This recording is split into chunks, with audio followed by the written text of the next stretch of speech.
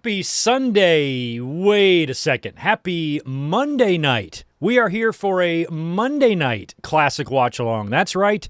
Most of you guys already know this. You were here for the podcast just a little while ago, and I made the announcements on YouTube and social media yesterday and during our Clash in Italy review that last night's classic watch along was postponed till tonight. I had an emergency at work I had to go deal with, so I decided to bump it to tonight at the same time because Raw's already over. It aired early in Italy. So at first I was thinking we had to bump it to next Sunday. But then I'm like, well, we could bump it to tonight because Raw's not on anymore. Some of you might be watching Raw right now on demand or watching Raw reviews or whatever, but we're free here on Monday night. So I just decided to bump this to tonight instead. So what we are going to do, most of you already know this, the plan for tonight and a watch along idea we can do pretty much any week that we want to is to watch a Raw and Nitro episode from the same week. And WCW's YouTube channel has about 65-ish episodes of Nitro available on there, and most of the Raw archives, but not all of them, are available on Netflix. So if we can find, two shows available on the same week, we can watch two of them back to back. So that was the idea I had. The night that I have selected for tonight's watch-along is September 22nd, 1997. Very big night in the business. Over on Nitro, we had the debut of Bill Goldberg. Over on Raw, they were in Madison Square Garden, and that's where Vince McMahon got stunned for the first time. Also, backstage, he tells Bret Hart that he wants out of his contract. And we had Cactus Jack versus Triple H on that show, and a bunch of fun stuff going on Raw in MSG on this night. So the only thing a little tricky about this is that we have to watch the Nitro episodes here on YouTube. So if you scroll down to the description, I already have a link to the episode of Nitro that we're going to watch. You can just click that. For the Raw one, you have to go over to Netflix. Just go to the Raw Vault on Netflix, select 1997, and go find that episode. So we're going to have to switch platforms in between episodes here. That's going to be really the only thing tricky about it. Also, I decided that I think whenever we do this, we will start with whatever show won the ratings battle that week. And in this case, it's WCW Monday Nitro. So that's what we're going to start off with first. We're going to watch Nitro on YouTube. And this is going to be the debut, like I said, of Bill Goldberg. And I'm not really even sure what else is on this show. And then after that, after Nitro is over, we will transition and we will watch Raw over on Netflix. So just keep that in mind. That's kind of how it all works here and how we're going to do this going forward. Also, later on, when we watch Raw with the Netflix version, it's going to have a backwards timer. So we'll have the backwards timer going because their little time bar runs in reverse. So if you want to sync up and watch along with us, we need to do that. So anyway, it's going to be pretty much normal in terms of the rest of it. Once we are done with the pleasantries here, we will fire up this Nitro episode. We will all hit play together. Once we do that, the timer right under Bill Goldberg's face will begin to run. That way, if you're joining late or joining in the middle or you have a break or you have ad breaks, you might not have YouTube Premium, so you have to sit through a bunch of fucking ads.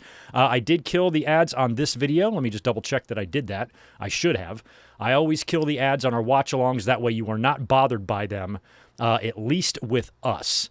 But if you don't have premium, you might have some issues watching Nitro. That's why we have this timer to follow along. So it looks like this episode of Nitro, let me pull it up. According to YouTube, this episode of Nitro is 1 hour, 43 minutes, and 33 seconds. So they probably had an overrun that night because usually with these 2-hour shows, once you minus out the commercials, they're about an hour and a half. That's why watching two of these is perfect because that's the same length as a normal pay-per-view that we watch.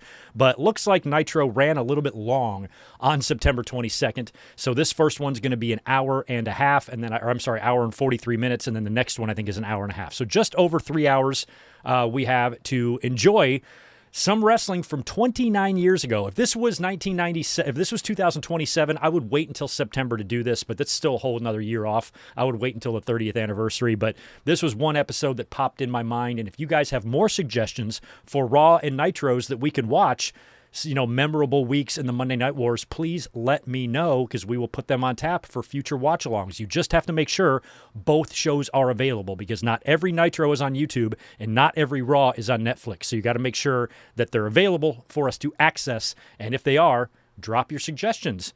And this should be a fun idea since it's we're running out of pay-per-views. We've watched so many pay-per-views over the years. I'm like, we got to come up with some sort of a different idea. So I thought this would be fun. And going forward, most of the time, we're going to be doing this on Sunday nights, not Monday night. So anywho, let me just do really quick hellos in the chat, and then we will get cooking. Hopefully you guys have fired up the Nitro episode, or at least have it pulled up and ready to go. And like I said, we will hit play in just a moment.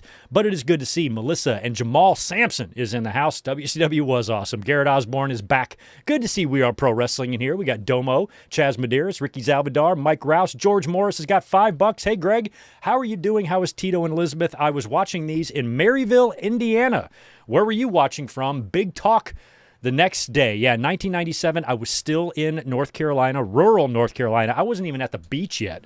I didn't go to the beach for a couple more years. But I was living in Greenville, North Carolina, on basically the campus of East Carolina University, all the way back in 1997. I did watch this Raw live, and I still have the original recording of this Monday Night Raw in my own personal collection, fresh off USA Network onto a VHS tape. So I watched it live that night, and it was a wild one. Going into it, you knew that Vince was going to get stunned. It was just in the air. It was brewing. Austin had already stunned Jim Ross at Ground Zero a couple weeks earlier, so you kind of knew this was coming. So it was going to be a big deal in MSG. Foxstar Killer, appreciate the 5, bro. Have off today and tomorrow. Hell yeah. So more than good to go on this new type of watch-along. And yes, like I said, if we're ever stumped, on a Sunday and we can't think of a pay-per-view to watch or something, this is a good idea. Find a couple of episodes, find a Raw and a Nitro from the same week, and we will relive the war. I think that will be fun. Good to see Alan Carter Comics back in the family. Good to see you, bro. Thanks for being here. Cowboys fan, Jake OTC, Jacob in the house, the Juliet. I'm not sure if I got Juliet or not. It is good to see all y'all in here, and I need to stop flapping my gums because we're going to be here all night if we don't hit play on this show soon. All right, so I have got my Nitro pulled up. Hopefully you guys do as well. And, yeah, I think we're looking pretty good. I'm ready to fire it up. Okay, so we're going to go 3, 2, 1, play. That's how we do it up in here. But I have 2 mouses to put my fingers on, so I got to really make sure that I am queued up and ready.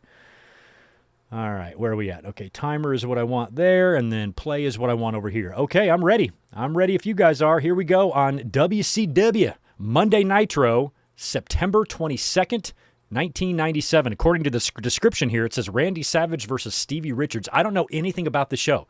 All I know is it's Goldberg versus Hugh Morris. That's it. So I'm going into this one blind, which is fun. I love going in blind. All right, guys, here we go. 3, 2, 1, play. Nailed it. The old Nitro intro on TNT. I think Nitro and intro are all the same words. Just the I and the N are reversed, or the same letters. Just the I and the N. See how smart I am? Figured that all by myself. You got a word scramble for me? I bet you I'll solve it. Oh, I have a cold one open, too. I've not had a beer in a while. Our last watch-along.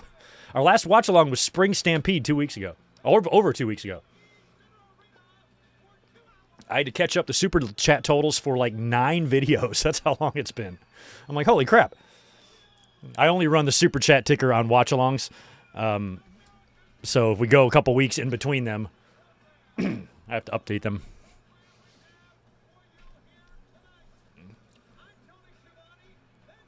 Tony Schiavone.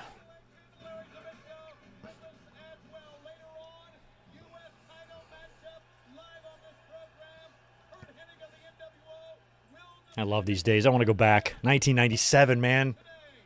I'm 20. I had turned 20 2 weeks earlier on September 6th. I was a server at a very nice steak restaurant called the Beef Barn. A barn of beef. I wore a bow tie. Oh, here's Bischoff.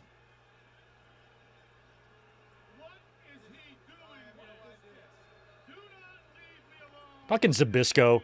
The game of human chess. He always said that. Oh, Eric. Keep your nose on your face and out of other people's business. A couple of weeks ago, you got a little too involved. Look at the way Bischoff is leaning. with his mom jeans sticking out. Oh, this guy. Don't point at me, you little prick. I don't care if he knows karate. I know I could take Eric Bischoff in a fight. I know I could.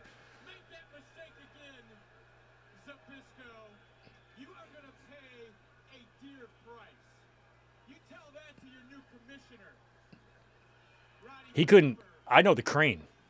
I watched the Karate Kid movies over and over and over again, so I basically know the same amount of karate as him. You can't fuck with Miyagi-Do. So is this leading up? This must be leading up to the Scott Hall and Zbyszko stuff then, right? Maybe is. Look at this. They're showing this from the previous year. So when was War Games? War Games either just happened or it's about to happen. This might be the go home to War Games here.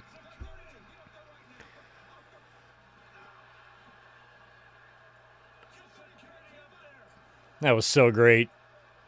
That was when he had, because of the lawsuit, he had to ask him in that promo, do you work for WWF? And they're like, no.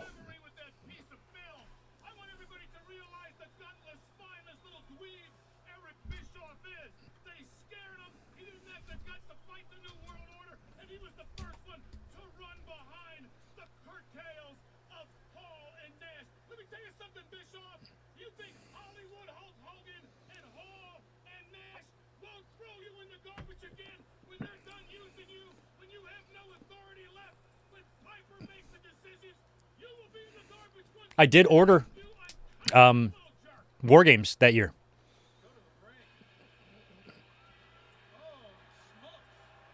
I don't recall why. I think I was interested in the angle, the angle with Hennig.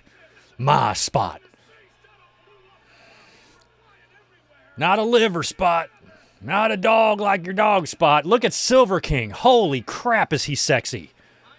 That is the same outfit I need to start wearing on my watch-along streams. Vest, like first of all, oil, lots of oil.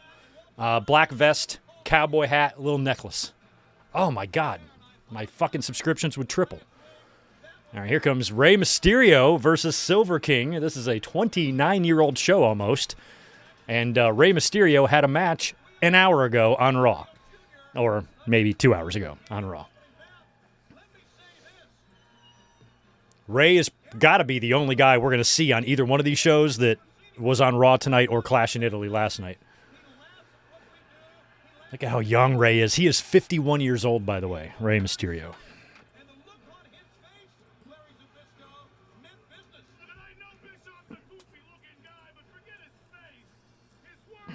Mysterio's only but 3 years older than me, which is crazy.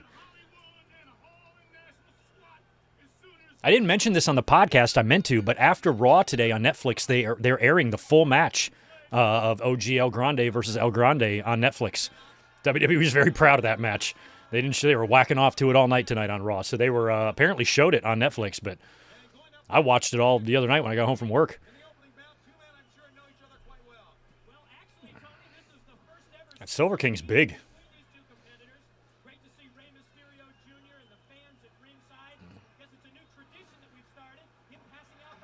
I'm pretty sure Silver King passed away.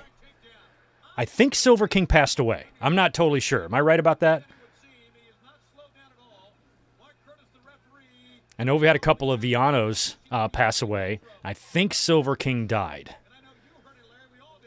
But I think like Super Calo is still here. Jerry Callow, as I used to call him. If you know, you know.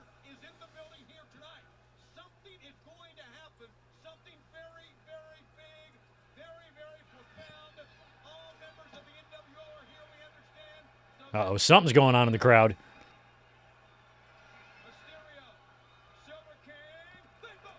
Wow. I mean, outside of the Vault channel watch-alongs, we've done a few of those where we've picked, random matches to watch. This is the first time we've ever done a Nitro watch-along. I don't think we've done one. We've never watched an episode of Nitro before. Another good suggestion for us to watch might be the night of the simulcast. The night of the buyout. Watch both episodes.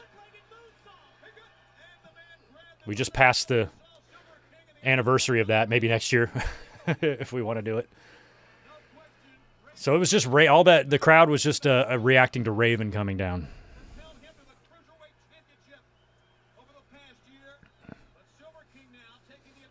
Okay, he died a while ago then. Wow.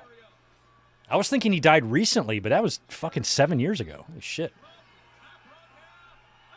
Oh, what a poison Rana. Reverse Hurricane Rana. Jesus. A reverse Frankensteiner, as Mike Tenay calls it. Shout out to referee Brian Hildebrand, Mark Curtis. One of my favorites ever.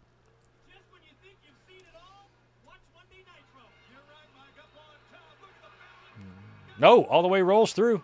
I mean, Silver King is a solid 100 pounds. Maybe not 100. He's 70 pounds heavier. Eddie! I did not know we were going to get Eddie. This is a great start. Tony Schiavone, Mike Tenay, Mark Curtis, Rey Mysterio, and Eddie all in the first, 8 minutes of Nitro?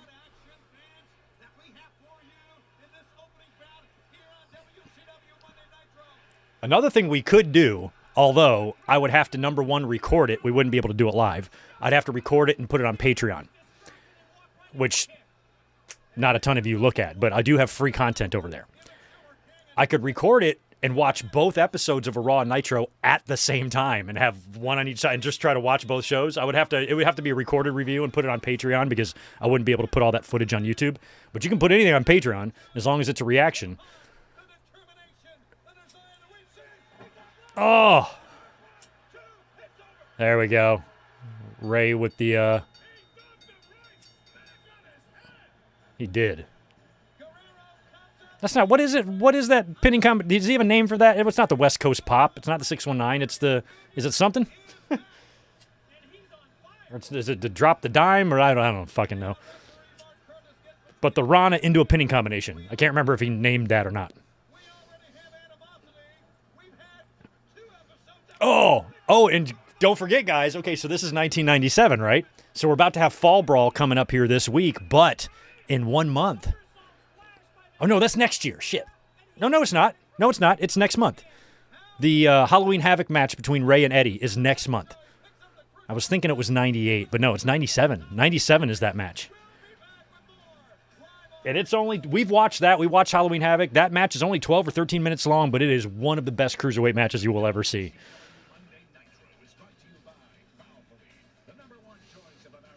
Valvoline. I kind of wish we had the commercials. All right, first match is done. Whew.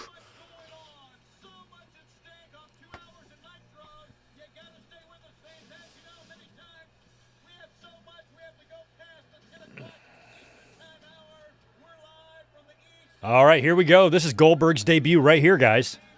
And Tony Schiavone is mentioning the possibility of an overrun right here, which is why this episode appears to be a little bit longer.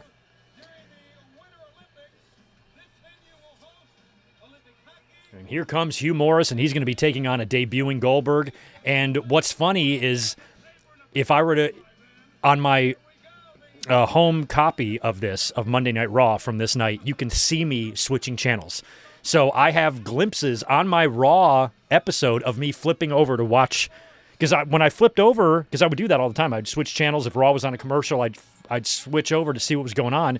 And I see this guy, and I'm like, who's this fucking Stone Cold ripoff? And he's the first thing I thought of. I'm like, oh my God, they're trying to rip off Stone Cold Steve Austin. But we quickly learned that, you know, the black trunks and the goatee and the bald head is where the similarities between them ended. Completely different wrestling styles, completely different promo styles. And Goldberg was kind of presented more as like kind of an MMA kind of fighter-looking type guy. Where Austin at this time was injured. We weren't sure if he was going to wrestle again. He just took the pile driver from Owen.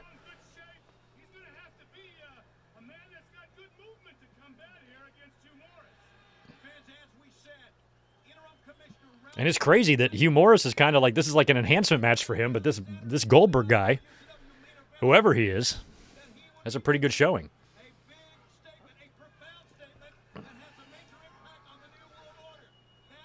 I don't know if I've ever watched this match in its entirety before.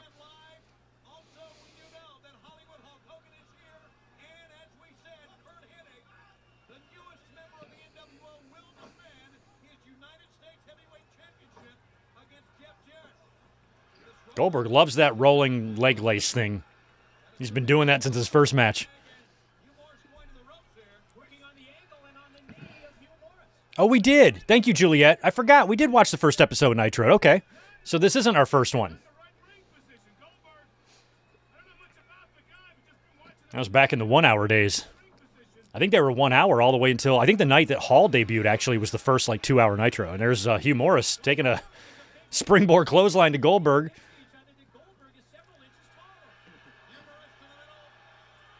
He's got a Jacob Fatu type of moonsault too, doesn't he? Oh, and he nails it. This is game over. Good night, Gil. Oh, this Goldberg got kicked out. Wow.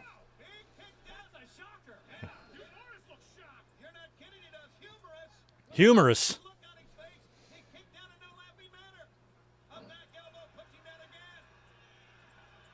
Look at the backflip.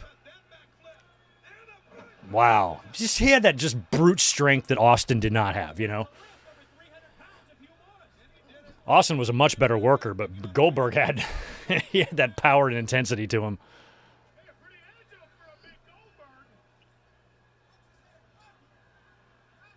This is it. This can be the jackhammer right here. Lifts him up. Wow. Boom.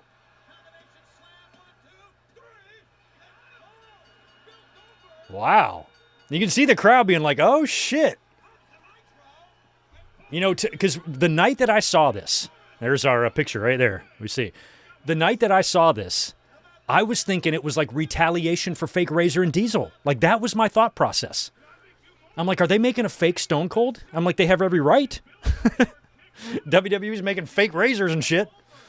Why not make a fake Austin? Austin used to work in WCW just like Razor and Diesel used to work in WWF, right? So, like, why not make a fake one? Stunning Bill Goldberg. Grow some hair on him or something. Look at this.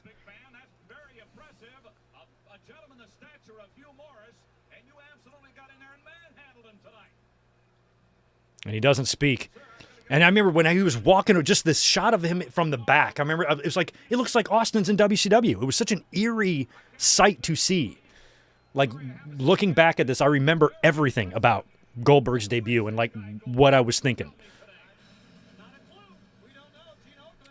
I was 20 and now I'm 50. Man, I want to go back to these days. Holy shit. To be 20 years old. I wasn't even old enough to drink a whole nother year. I mean, I was drinking, but I wasn't old enough to, legally.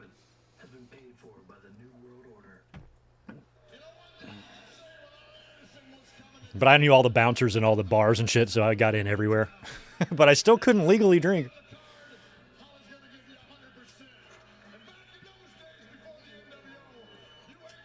I got a huge kick out of this. Me and my roommate laughed our nut sacks off watching this. I got a spot. My spot. Liver spot.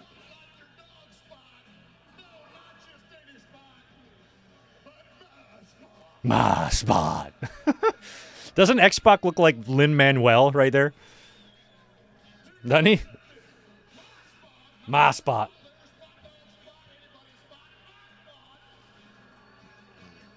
The fucking glasses.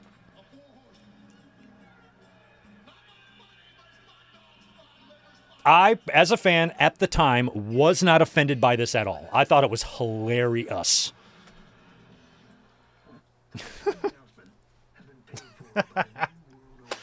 I watched that night too. Oh. I'd do anything just to relive these years, man. Mondays used to be fun. Oh, Nitro Girls. Let's see if we can name them. I can definitely tell Kimberly is going to be one of them. I don't know any of their names, actually, except for Kimberly. There might be Storm. There's probably a Storm and a Fire, I think. The one in the middle, the brunette. I don't know who she is. I like her, though. I only know Kimberly.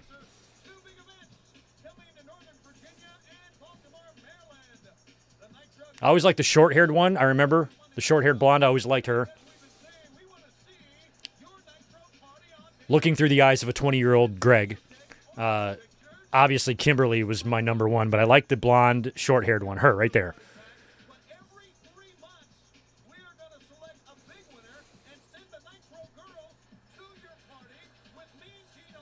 Like Raw back in the day, the Manhattan Center days, Victoria was one. They used to have like the Raw girls holding up the signs. Nitro had the Nitro girls. Raw should have brought back something like that. Nitro party. That's right. They wanted you to send in your tapes of your Nitro party. I had Raw parties. We didn't do Nitro parties.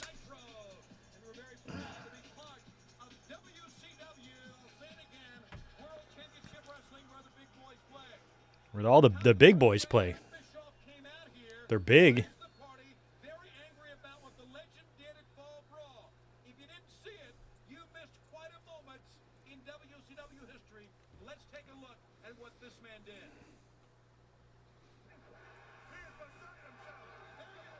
Oh, last week was okay. War Games isn't coming up. It was already last. It was last Sunday, or the Sunday before last. Oh, that's right. It was because I remember War Games was the day after my birthday. It was September 7th. I remember that date. I'm pretty sure. I might have treated myself to a pay-per-view or something, and maybe that's why I bought it. Or maybe it wasn't September 7th. It's probably after that. It was definitely after my birthday, though. Oh, my God. You lost. Go home.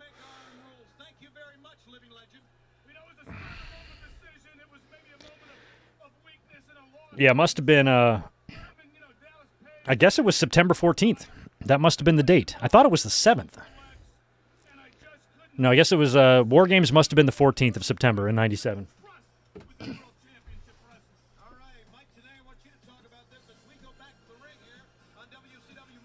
Oh. Douchebag fever. Douchebag fever. Douchebag fever. Yeah, yeah, yeah, yeah. He's such a douche. He dances all around. He's got the dumbest fucking hair I've ever seen.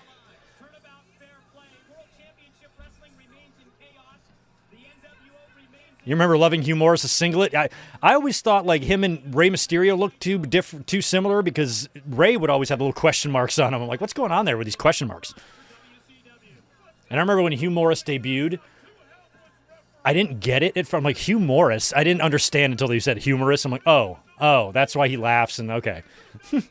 I remember that like not registering. I'm like, what a stupid ass name, Hugh Morris. I think it's George's Uncle Hugh. George Morris's Uncle Hugh is on Nitro. George, you know you got an Uncle Hugh. Come on. And there's definitely got to be some real Hugh Morrises out there. It seems like a relatively common-ish kind of name.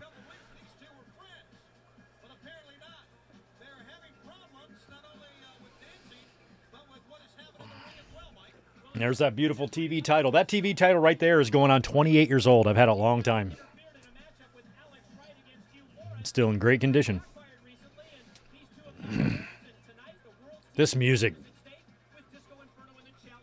And so we had these guys are like dance-offs. Now we've watched Fall Brawl 97. I don't know what year it was, but we watched that show. I don't remember if there was a Disco and Alex match on that. And I do know at some point Disco does hold that TV title, so maybe he wins it here. If you guys make me do a watch-along where Disco wins a championship, I'm blocking you all. Well, I guess I can't because I'm the one that chose this. I have nobody to blame but myself, and I can't block myself.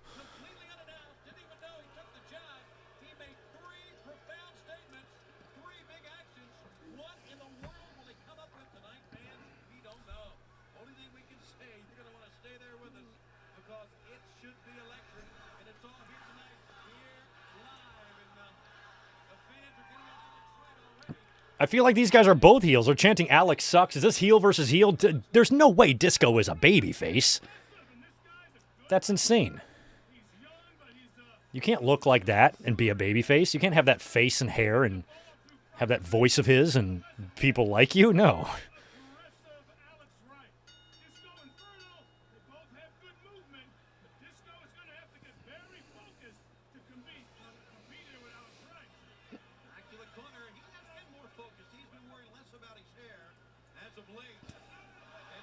They both kind of have similar hair, just one's brunette.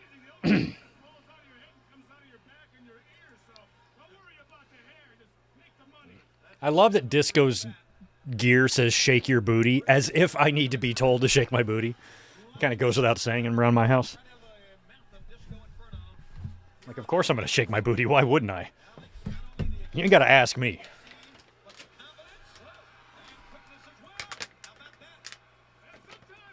Nice.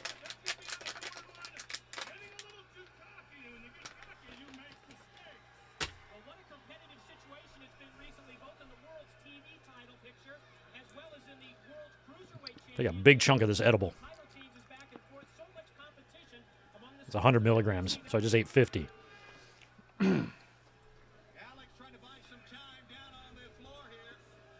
There's Raven.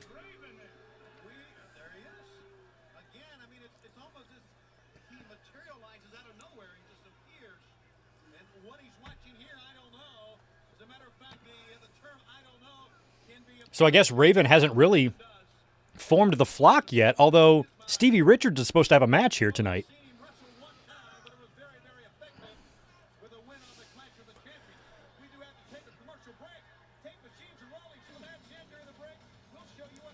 Oh, thanks for taking a commercial break. And I remember hating that Raven went there because it was just, 6 months earlier, he was losing the title to Terry Funk at Barely Legal, their first pay-per-view. And then just like that, he's gone. So Stevie. Stevie left too. It had to suck to be ECW. I mean, you had two companies coming after your guys, and WCW was the biggest threat because they had all the money. But having to worry about two potential companies poaching your shit, it's kind of the situation that New Japan finds themselves in now.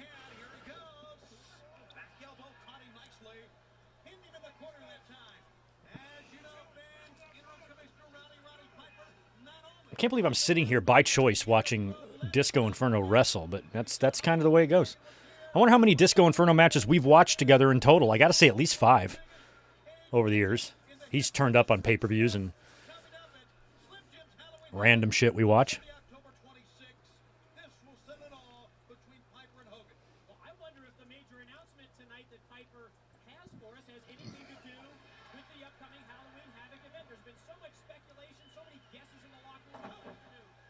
Okay.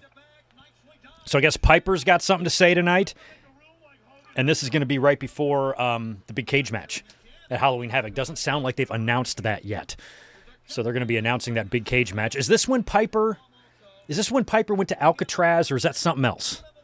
When was the Alcatraz crap?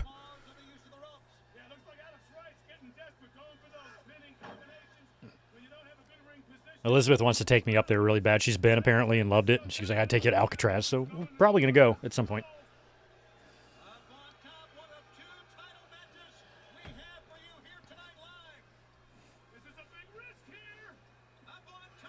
Wow. That's a lot of air just for one little stomp. I'd come down like a Coupe de Gracie or something, not just one boot that Dust Wonder Punk.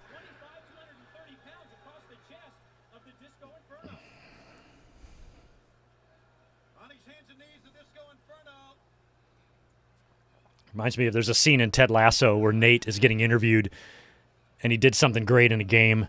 He's an assistant coach, and he's like, oh, I was just doing what I had to do. It's not like I'm some sort of wonder kid or anything. And they're like, what? He's like a wonder kid. And they're like, I think you mean wonderkind. And he's like, oh, yeah, well, we can fix that in editing, right? And he's like, no, we're live, pal. Fucking great. We had a we're live, pal, in Ted Lasso, which was great. They gave him shit about that wonder kid stuff for the rest of the series, too. It was so funny. In case you can't tell, I'm a big fan of that show.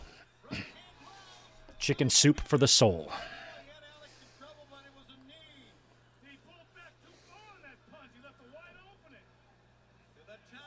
Oof.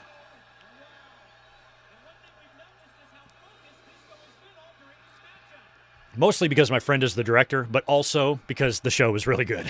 It actually really is a wonderful show. And I love that Disco is getting the pop. Like, I hate that he's getting the pop, but I love it too. Because it's the only pop he's ever heard. Oh. Those back body drops can be dangerous if you're not in sync.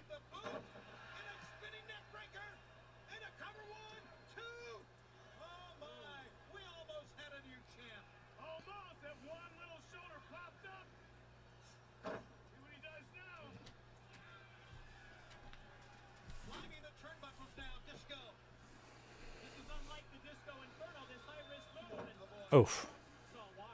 After those great maneuvers, he comes away with something like that. Wasted an abundance of time, and now coming back. All right, both men are down. I hope he doesn't pin him here because I want to let Tito out of the door real quick. Nope. Let me let him out. 2 seconds. Want to go out, buddy?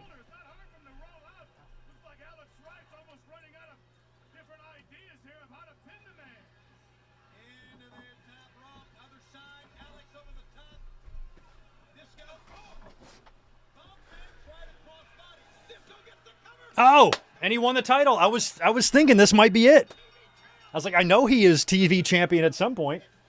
I was like, maybe this is where he wins the title, and it was. Disco Inferno, new WCW television champion, beating Alex Wright on Nitro, September 22nd, 1997. Write it down in your record books.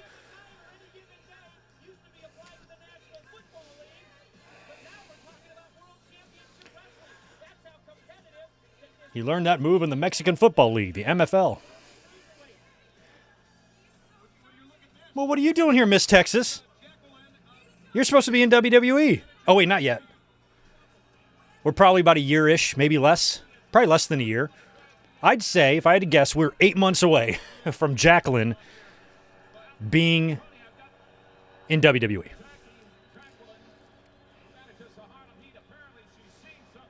Hey, Sable. Yeah, what is she trying to do? After Disco wins the title, Jackie is... She wants to talk to Disco.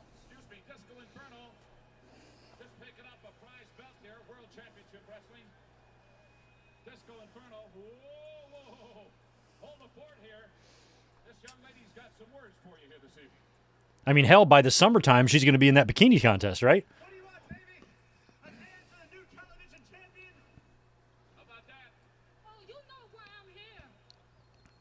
I think she could kick your ass.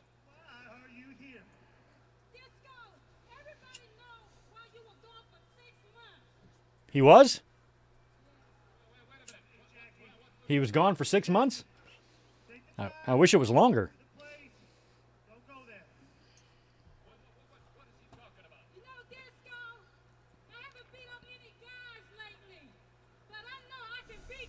Mm-hmm. I know she can beat you, too. She can beat me. Don't be embarrassed. Too silly and too absurd to acknowledge right now. That's on the night of my championship party. So you need to just let this thing go. Please tell me Jacqueline beats him for that TV title.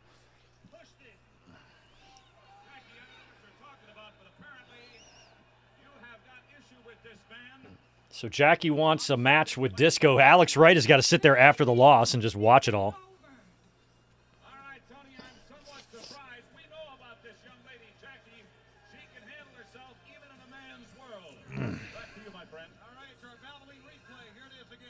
This is a weird finish, that double high cross on the Valvoline replay.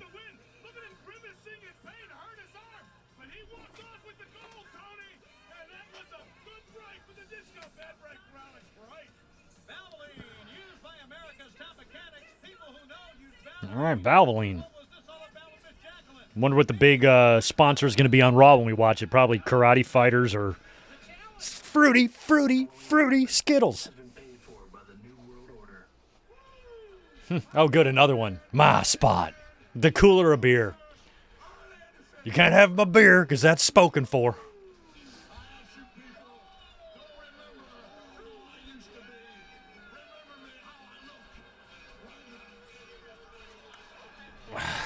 I love that shit.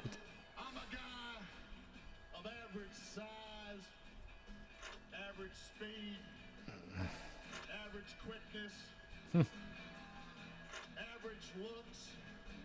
Average looks. intelligence, average carpentry skills. The carpentry skills was I'm like, what carpentry skills? Into a wrestling career, if I may say so myself. I have amateur carpentry skills, not very good, but I can build something if I have to. The preceding announcement has been paid for by the New World Order. Average carpentry skills. Too funny.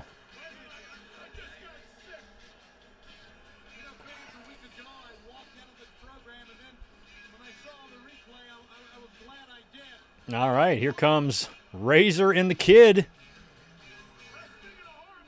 So we're nearing the end of Six's run in WCW. He's going to be fired in a few months, and he'll head back to WWE, and he'll debut the night after WrestleMania 14.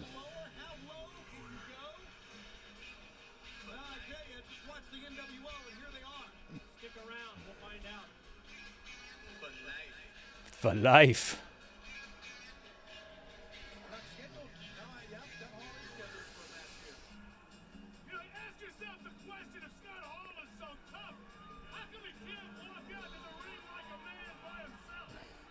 To me as a fan, it was just hard to see these guys in WCW, you know? I just couldn't believe they were there.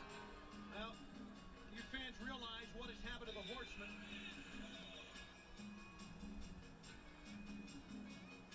Ric Flair, facial and neck injuries. He is out. I have no idea who Hall is wrestling here. Kurt Hennig, of course, jumped ship. There's only one Horseman left, and he lost his U.S. title. So, I think Mongo's in the fourth part. Mongo's in divorce court. That sucks for Mongo, man. This legendary group of men who play by their own rules, who rule wrestling, they're at their lowest point right now. They are really in disarray. Arn does look like a carpenter. Arn is a trip. He's looked like the same his whole life. His son looks exactly like him. Like, I used to live in the Southeast, and that's a very common look between Arn and his son. Like, there's a lot of dudes who look like that. It's not an insult. It just means a lot of, like, people look like that. Good old boys. Tough boys. Beer drinking, average carpentry skills guys.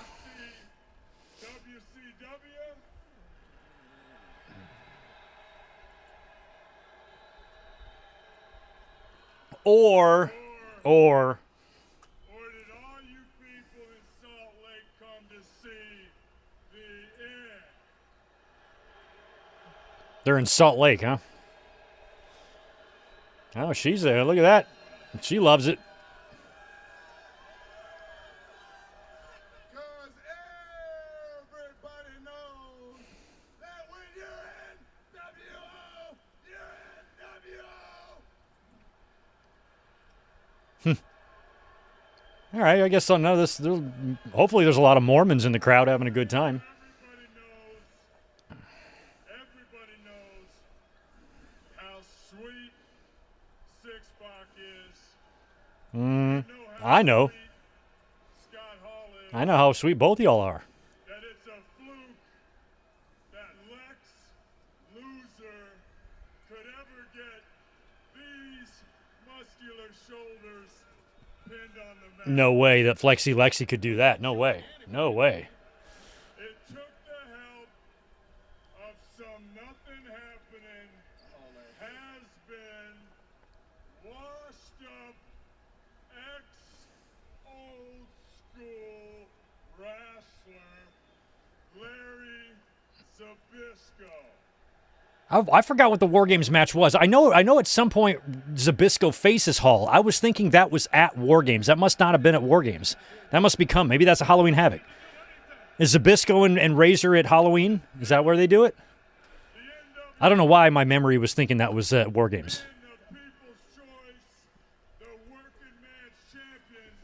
The working man's champion. I love it. So somebody tell Terry Taylor that I can't wait for Halloween Havoc. Oh, it is Halloween Havoc. I want Lex Luger Oh, no. right now. Oh, no, it's not at Halloween Havoc.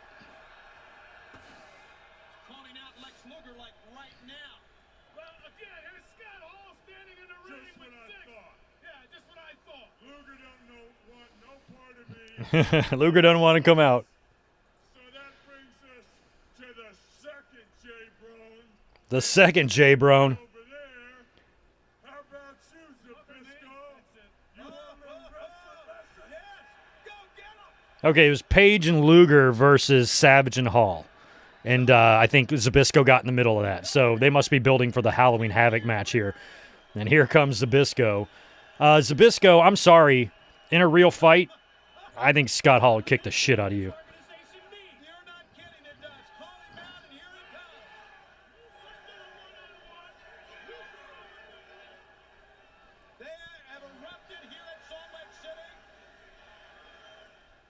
Halloween Havoc 97 results.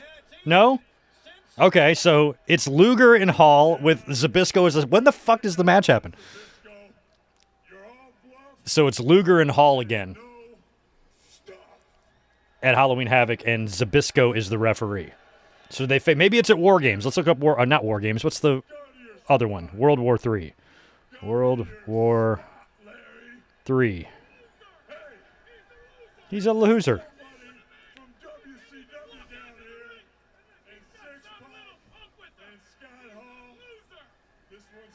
Nope, Scott Hall won that. So I would have sworn that Hall and Zbyszko had a match. Maybe not.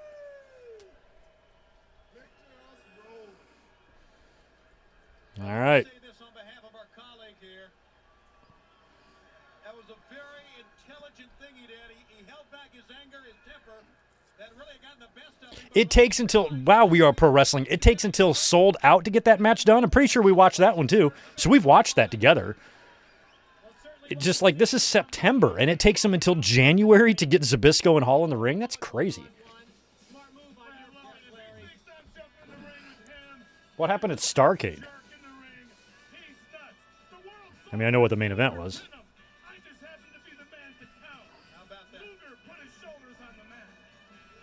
Hector Garza. Hell yeah. Oh, Hector Garza is going to be facing Scott Hall?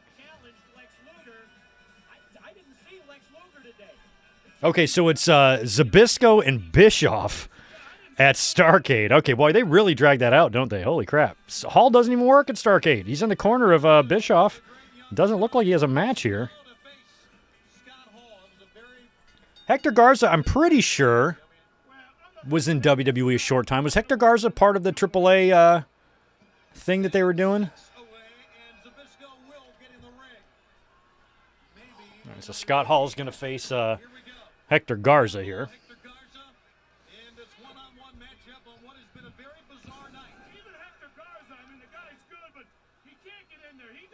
Wow, it's cool, Ben Espinoza. Today is actually the 28-year anniversary of Jacqueline's WWE debut. So I was right. Just about 9 months later, she would debut, and then by the time we got to Fully Loaded, they were doing that that bikini contest. I'll never forget watching that with my friend, and Jacqueline is doing her little dance in her bikini, and my friend goes, "Do you think her boobs are fake?" And I'm like, well, you don't know anything about boobs. To even have to ask that means that you've never touched one, and that's okay. And then I just looked at him like, yeah, they are 100% fake.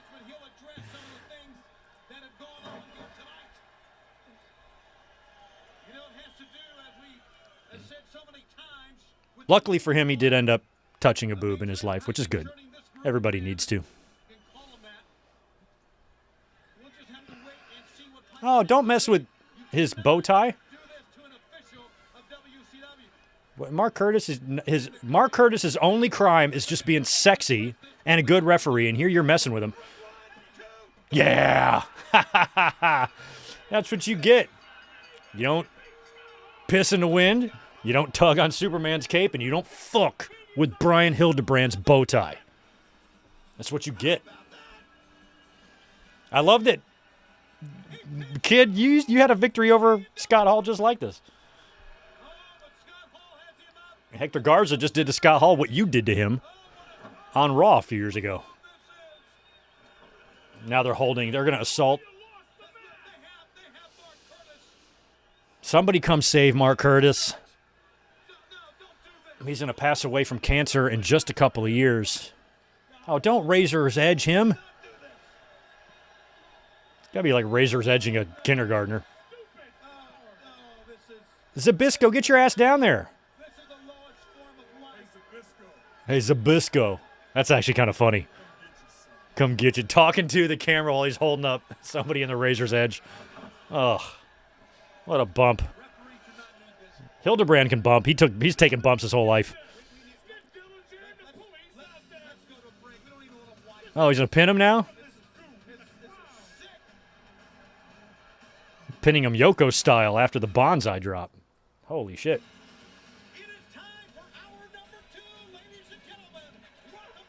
Remember when John Morrison was Johnny Nitro and he was coming out to the Nitro theme? I liked that.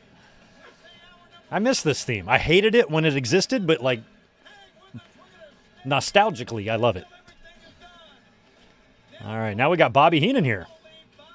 Zbyszko's gone and Bobby is in. At the MWO, the Mormon World Order. That's some crazy shit. Mormon and Scientology are very similar. They're both batshit, completely nuts. Sometimes you're like reading this and I'm like, God, do you guys hear yourselves? Like, what the fuck? The shit you believe.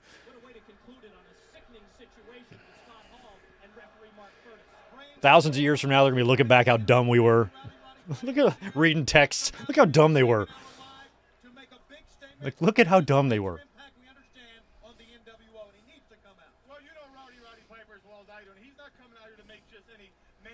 And look at this story. Look at this big zoo boat. They built a zoo boat. Put 2 of every animal, and then they killed every living thing on Earth. People believe that. Fucking zoo boat.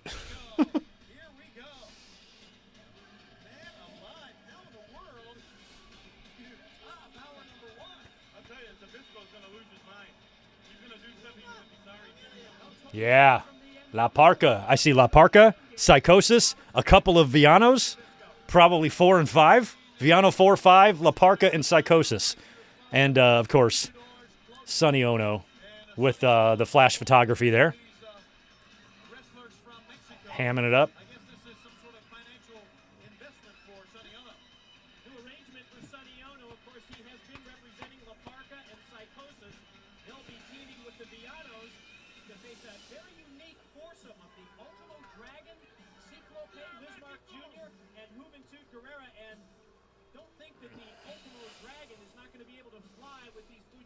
Stars.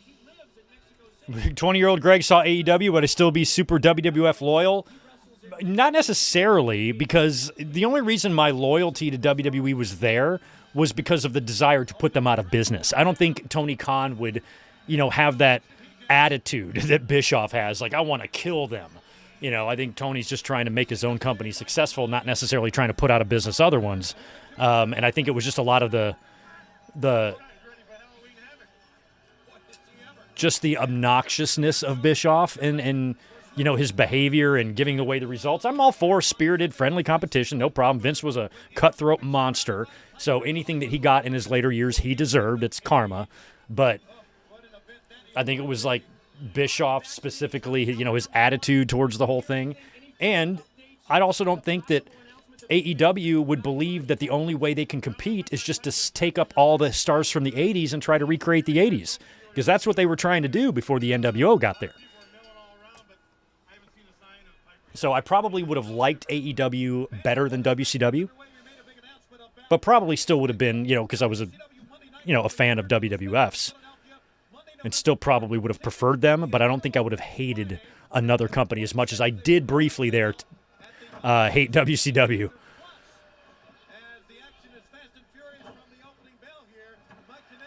But what made up for all of that and what made me still purchase WCW's pay-per-views is shit like this. Great cruiserweight division. The NWO story exploded to where even if you, hated Bischoff and the guy in charge, it was hard to deny that this stuff was pretty exciting. And I would still find myself watching it, even if I hated it. I'm going to grab another cold one while these guys are... Oh, there's a Ultimo Dragon. I don't know what he's doing.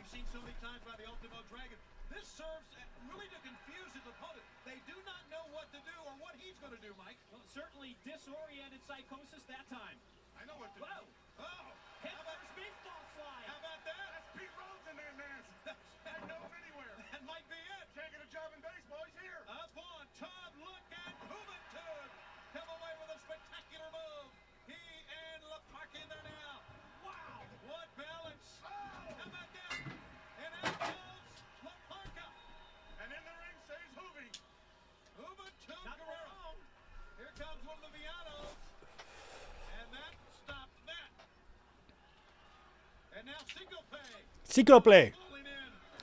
I didn't even acknowledge the other guys. Remember when, was it Malenko, right? Dressed as Seco play in the big Battle Royal? Is that this year or is that the following year that Jericho does that with Malenko? I know it's at Halloween Havoc. Lismark's a big guy, too.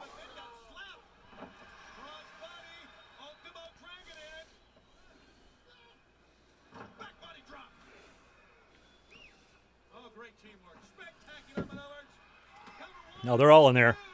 Nope. Poor Mickey J. Well, who's legal? Referee Mickey J is in trouble.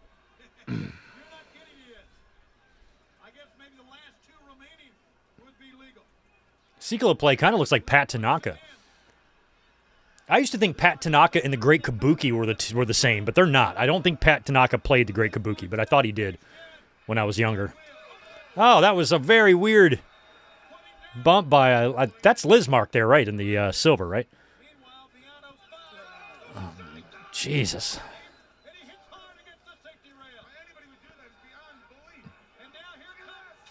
Oh, my God. Jeez. Somersault splash, and Ciclo plays legs hit the barricade, and now La Parka, God, and the fans are getting taken out. I've told the story before. The Rock and Steve Austin hurt me on a barricade spot when it flew into my elbow and hurt my elbow. It was the greatest pain I've ever experienced. I actually didn't want the pain to go away. Oof. He's got two eyes now. That's good. Look at Sonny Ono. And Sonny Ono's an old friend of Bischoff. They got into that laser tag business together or whatever it was. Bischoff's such a buffoon.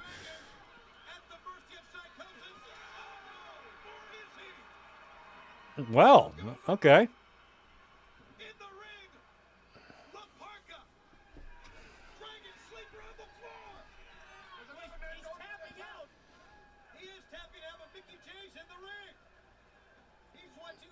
Slamboree, is that where the Battle Royal... Why did I think that was Halloween Havoc? Oh. That was awesome.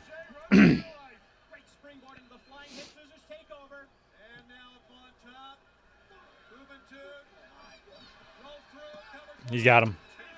He's got him. Hoovy pinning La Parka. Babyfaces get the win. Lismark, Hoovy, Ciclo play, and I guess who? Ultimo Dragon, right? They defeated the Villanos and Psychosis. And who was the other one? Oh, La Parka.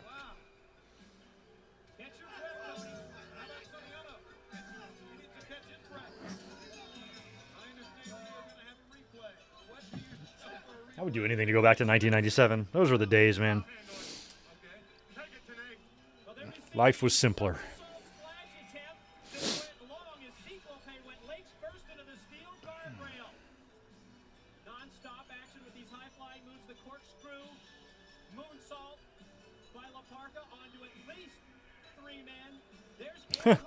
Air Hoovy.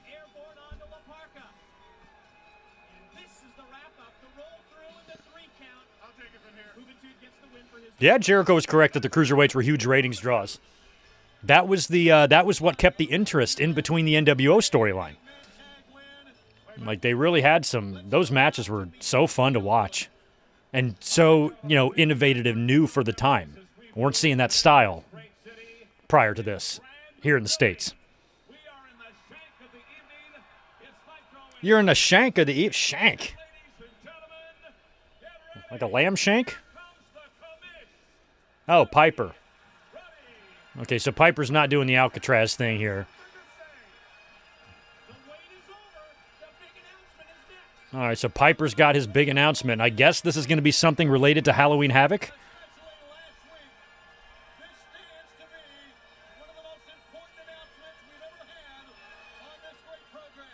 On this great telecast.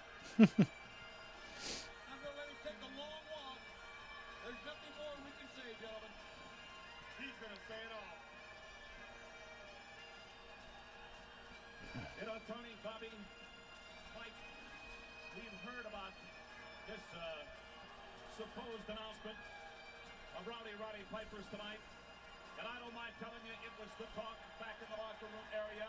It was the talk. Just so wild to me in '97. Like, as a fan my age, you got to understand, to see Gene and Piper and Hogan and Savage and Razor and Diesel and Elizabeth and fuck. I was like, my entire childhood has moved over to WCW in the '90s. It's just so weird. Back to Salt Lake, Roddy Piper. Sir, commence. Well, looks like we got some straightening out to do around here. We got some straightening out to do. Okay. After War Games, Scott Hall came back to the dressing room and was crying and saying, "Lex Luger beat me," and Larry Zbyszko came in and counted me. Is Piper's jacket pink, fuchsia, or magenta? Or magenta? Magenta. I don't know. I'm not even familiar with them other two colors.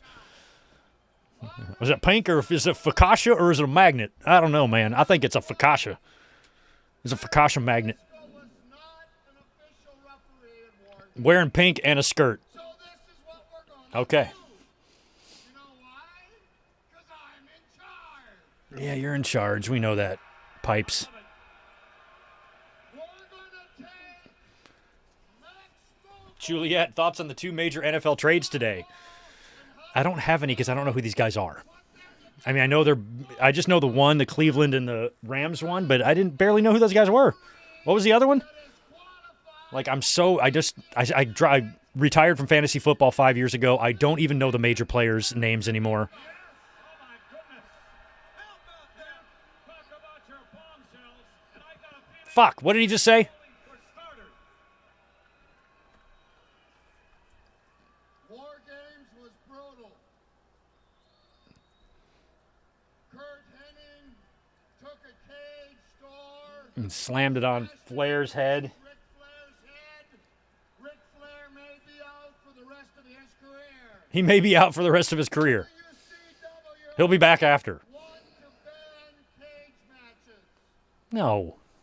Oh, they want to ban cage matches? He's going to have something to say about that. WCW says that cage matches are inhumane, they're brutal, they're insane, and that's exactly why I'm gonna fight Hulk Hogan in a cage match in Halloween Havoc. Well, they are barbaric. I totally agree on that. Okay, so because of what happened to Flair, they're acting like cages are too barbaric, so we can't do them anymore. Then Piper's like, but I'm doing it. In history, that Roddy Piper and Hulk Hogan get into a steel cage, and it will be the last time. It's amazing that they never did a cage match in the 80s. Sounds like he means Hogan, Piper in a cage one time and one time only. I have had more cage matches than Brigham Young has had wives. Oh, well, he's had a few then. He was on the trail there for quite a while. Bring him. I'm the guy Gene, he was on a roll there for a while.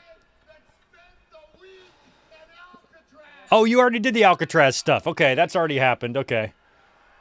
You already Alcatrazed it up. Full plate, is there more? Is there more? I'll tell you something. It's as simple as this.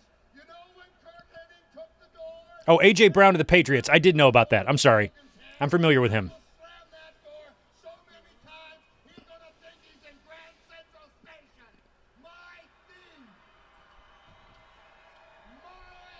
theme for this cage match is I'm gonna make Mike Tyson look like a vegetarian. You're gonna make Mike Tyson. Is that after he bit the ear? Chew up Hulk Hogan from head to toe. NWA may be for life, but Roddy NWA. forever. So, Mike NWA might be for life, but I'm forever. Hogan, you're cornered. So what you gonna do? All right, the acting or interim commissioner. Now, did Piper have an already earned title shot or something? Or as commissioner, oh, that's a Hilfiger shirt too. As commissioner, did he just give himself a title shot? Because the title's on the line, right? I'm pretty sure he's the champion, isn't he? Isn't Hogan the champ?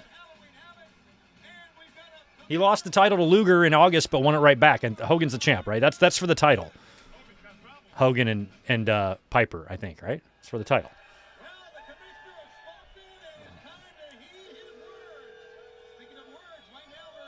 Who are we calling? Lee Marshall. Stag Lee? Yeah, Stag Lee.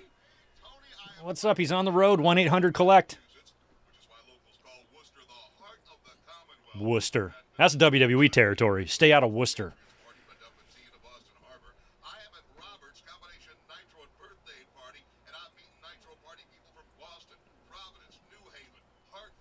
Rest in peace, Lee Marshall.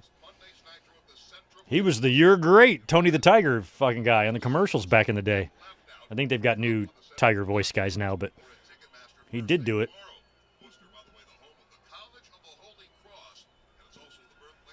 Lee Marshall.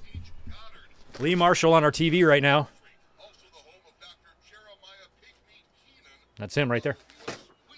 Yes, I have cereal in my office. So what? I also have Mambas in my office. What you want to do is you want to unwrap the Mambas and mix them in the Frosted Flakes. And then pour Capri Sun all over it.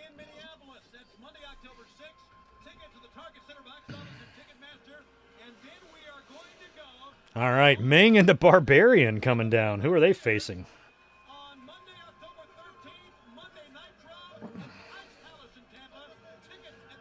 Two former members of the Bobby Heenan family coming out to the ring while Bobby Heenan is on commentary.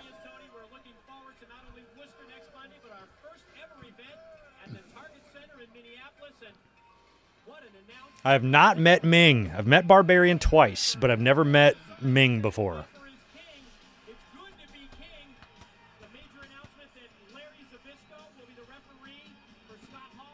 I love it that they're facing the Steiners. Oh, yeah, and DiBiase is now a baby face, which didn't work.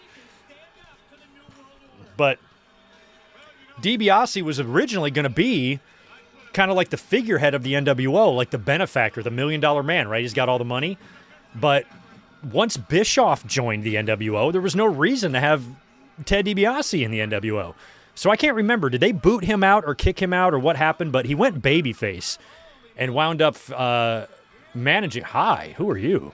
Managing the Steiners, who he and Mike Rotundo traded the tags with a bunch in WWE years earlier.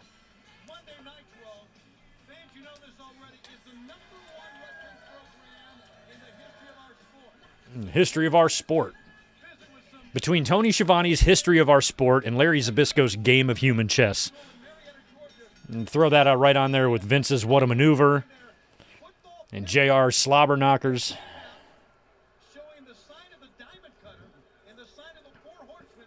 I mean, look at how Jack Steiner is already getting here. It's been about 2 years, 3 years now, where he's just been exploding in size.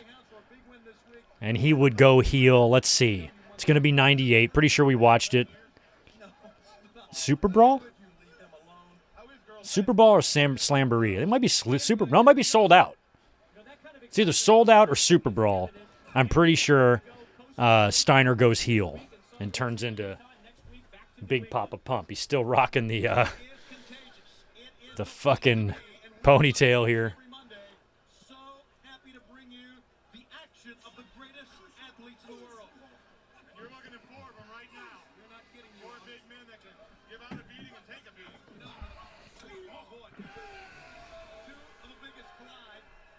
Death Rider was Super Brawl. I knew that, baby. I knew it was Super Brawl. Sometimes I remember stuff, sometimes I don't.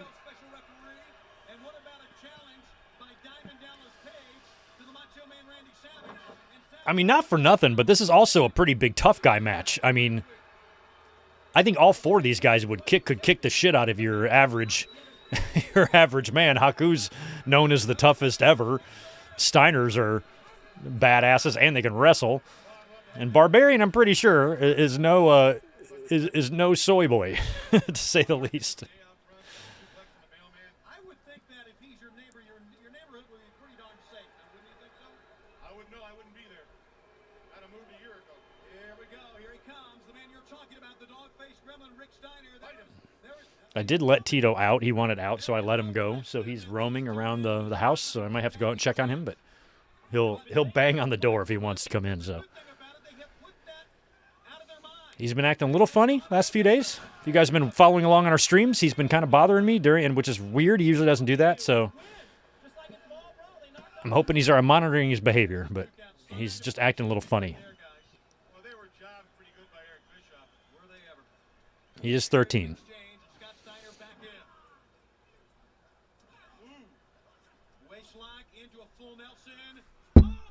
I have to give him insulin every day, twice a day. I've been giving him eardrops for a staph infection in his ears, but he's still eating and pooping and peeing and purring and acting completely normal. He just wants attention. He wants, like, extra attention. I don't know why.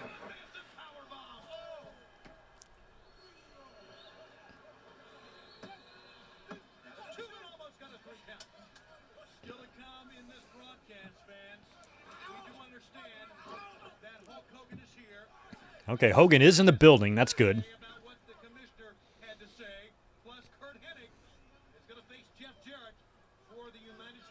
Oh. That was like they rammed Scotty's head into the buckle while Ming headbutted him at the same time. I've never seen that. I've seen a double headbutt. I've seen somebody ram their opponent's head into their partner's head, but I've never seen them ram their opponent's head into the turnbuckle while their partner headbutts him at the same time. That is definitely the first time I've ever seen that. Maybe the only time. Does that spot exist anywhere else?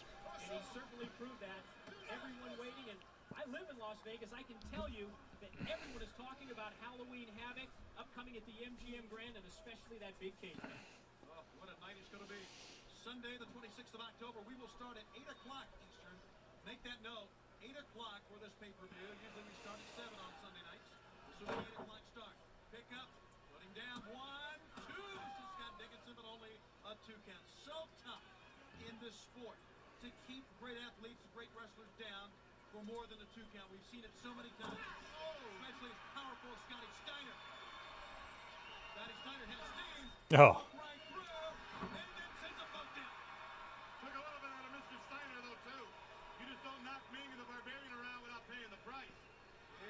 There we go. He just, God, look at that stiff-ass clotheslines by Rick, who got the hot tag there.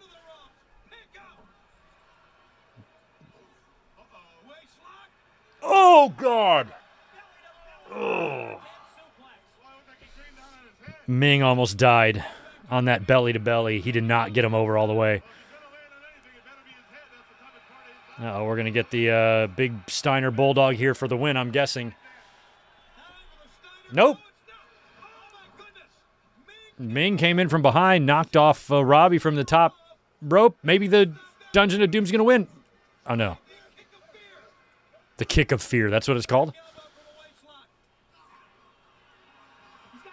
Oh, he's got the grip. Tongan Death Grip. Yeah. We know. That was a clean win. That was a clean fucking win for the Faces of Fear over the Steiner brothers. Big time win.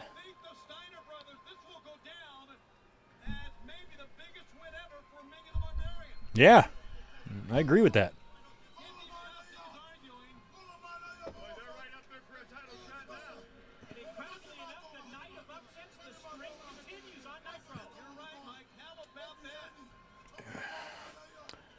My new camera that I got about a year ago, which I really love, it was definitely an upgrade. It's real flimsy on its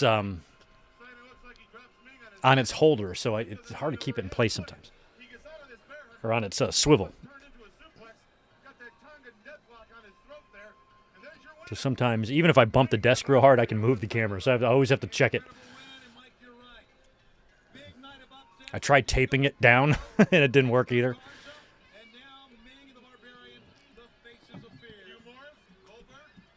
Oh, this is a horrible dub. Is this Hogan? It's got to be.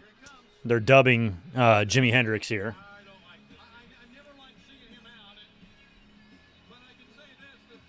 I cannot believe this. And Bischoff with him. That means nothing but trouble. Nothing but trouble. Oh, and he's wearing Ric Flair's robe? That's hilarious. They cut the sleeves off of it. Maybe is that the one that David Flair sold? Who was that? Was that Eric's mother holding up that sign there? I don't know if he has one.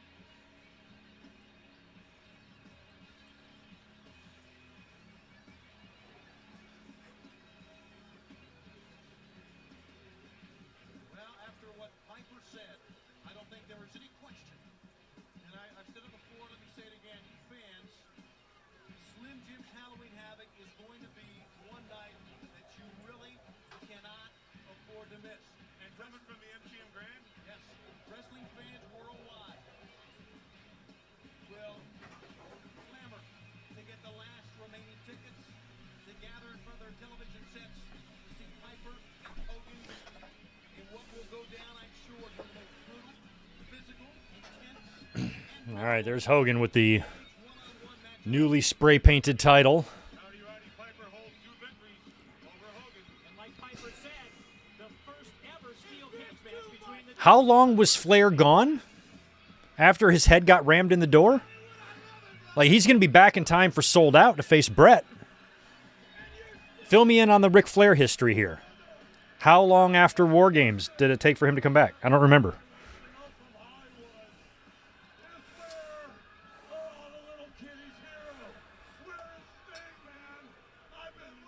Oh, yeah, Sting. It's been about a year now since Sting went up to the rafters.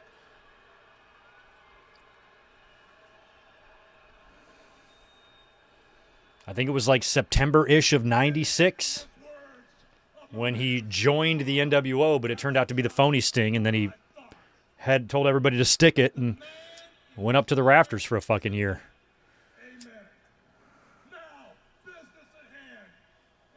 I remember calling after and hearing him basically treat it like a shoot. I can't believe Sting has joined the NWO.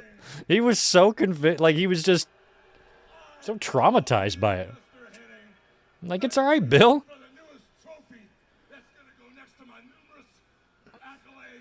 It's fucking work, bro. Because I am Hollywood. But then on the other hand, after praising current hitting, I gotta put down Ric Flair. You know, Good point, Victor. At least just dub that shit with the NWO music. Seems like a no-brainer there. Flair, you're number 1. And that idiot, that shoe salesman, that imbecile that lost his wife and kids, that told his family he was coming home, the rowdy one. When I get you in the cage, brother, you're gonna be number 2. Piper, why don't you get a life? And by the way, Piper, By the way, should not include telling people what to do, trying to run roughshod over the organization that I, single-handedly, along with the likes of Hollywood Hogan, built from the rubble and took it to the mountaintop. You're out of line. oh, fuck off, Bischoff. The way it Go goes, eat a big donkey dick, you're either with us or you're against you us. little torp. And we're the patient fishermen. This is a full circle deal here for all of Hollywood's enemies. In Rowdy One, in Vegas, in the cage, the first time ever, you think you're gonna make Mike Tyson look like a vegetarian? I'm gonna eat you alive in that cage, Piper. I can beat you All right, Hogan's not sweating the cage match. over. Oh, keep calling him.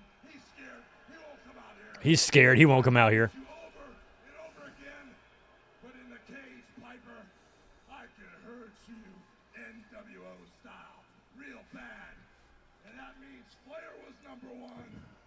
Piper, in Vegas, you're going to be number 2. And as far as the NWOites, all the brothers in the back, Big Kev, Scott Macho, K-Dog, my main man Six-Pack, and Mr. Bischoff, there's no way Six-pack's his main man, huh? Hollywood in a cage, Piper, because the NWO is just too Hogan, you can't do the sweet thing. He can't make his voice that high. I can barely. Sweet. I can't do it either. Who can do the sweet? The biggest. Now they're playing the NWO music. Why didn't they just do this shit? For life. The biggest icon in wrestling. Look at how little the writing is on the signs. I used to laugh so hard going to shows and look at the signs. I'm like, what are you, dumb?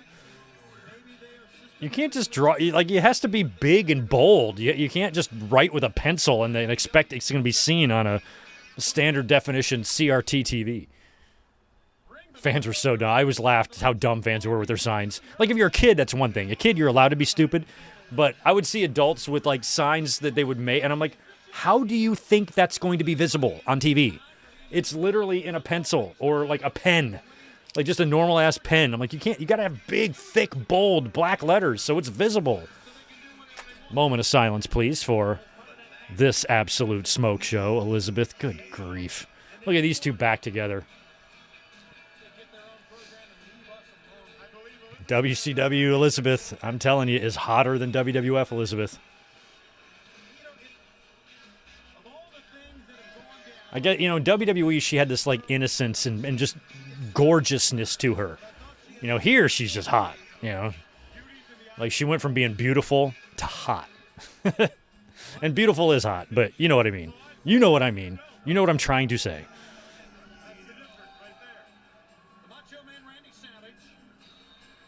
In WWE, she was someone that you would want to bring home to your mom, take to the prom. In WCW, she likes her hair pulled.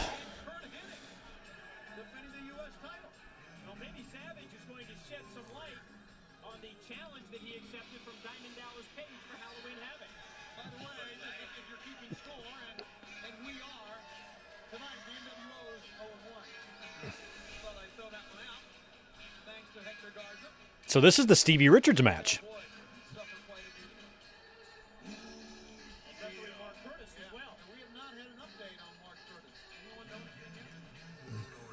Who's this? Don't hit on her in front of your wife, or I guess your ex-wife. They've long since divorced. I always did think that was interesting, that Savage and Liz were back together, but not together. They were divorced, but they were working together, and they were paired back together as an on-screen duo, which to me was just such a strange dynamic. I'm glad that they stayed on good terms and were able to do this.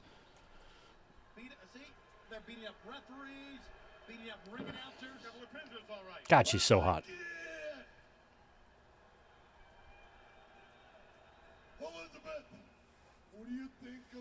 90s Fine was hotter than 80s Fine. Yep. You are correct. You're talking? That's true. Look at Elizabeth cutting promos.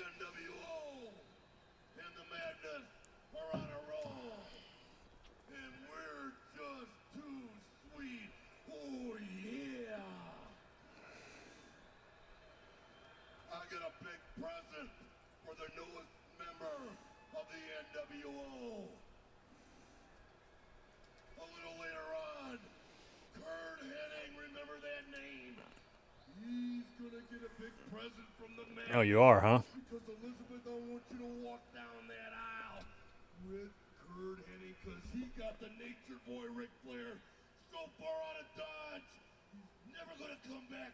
Just like Diamond Dallas Page. Trying to get a picture to post. Halloween Havoc. Oh, yeah.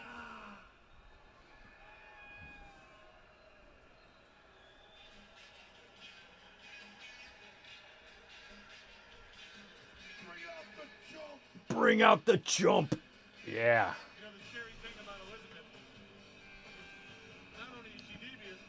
What kind of music is this? Is this Stevie's?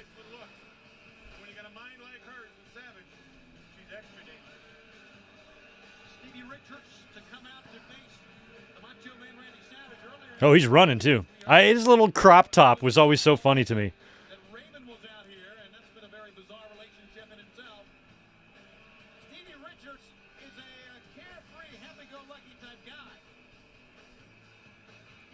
Now I don't know if he's got a Poison shirt on. Like, has he joined Raven yet, or is Raven out there still watching him? Ring of upsets continue. The Macho Man slowing things down on the floor. What an upset that would be. Knocks off the Macho Man. This has been a night of spectacular upsets. We're going to remember this night for a long, long time. Our fans got long. And so will Raven, I guess. You have to wonder. We've heard Raven talk before. We never know what he means when he talks.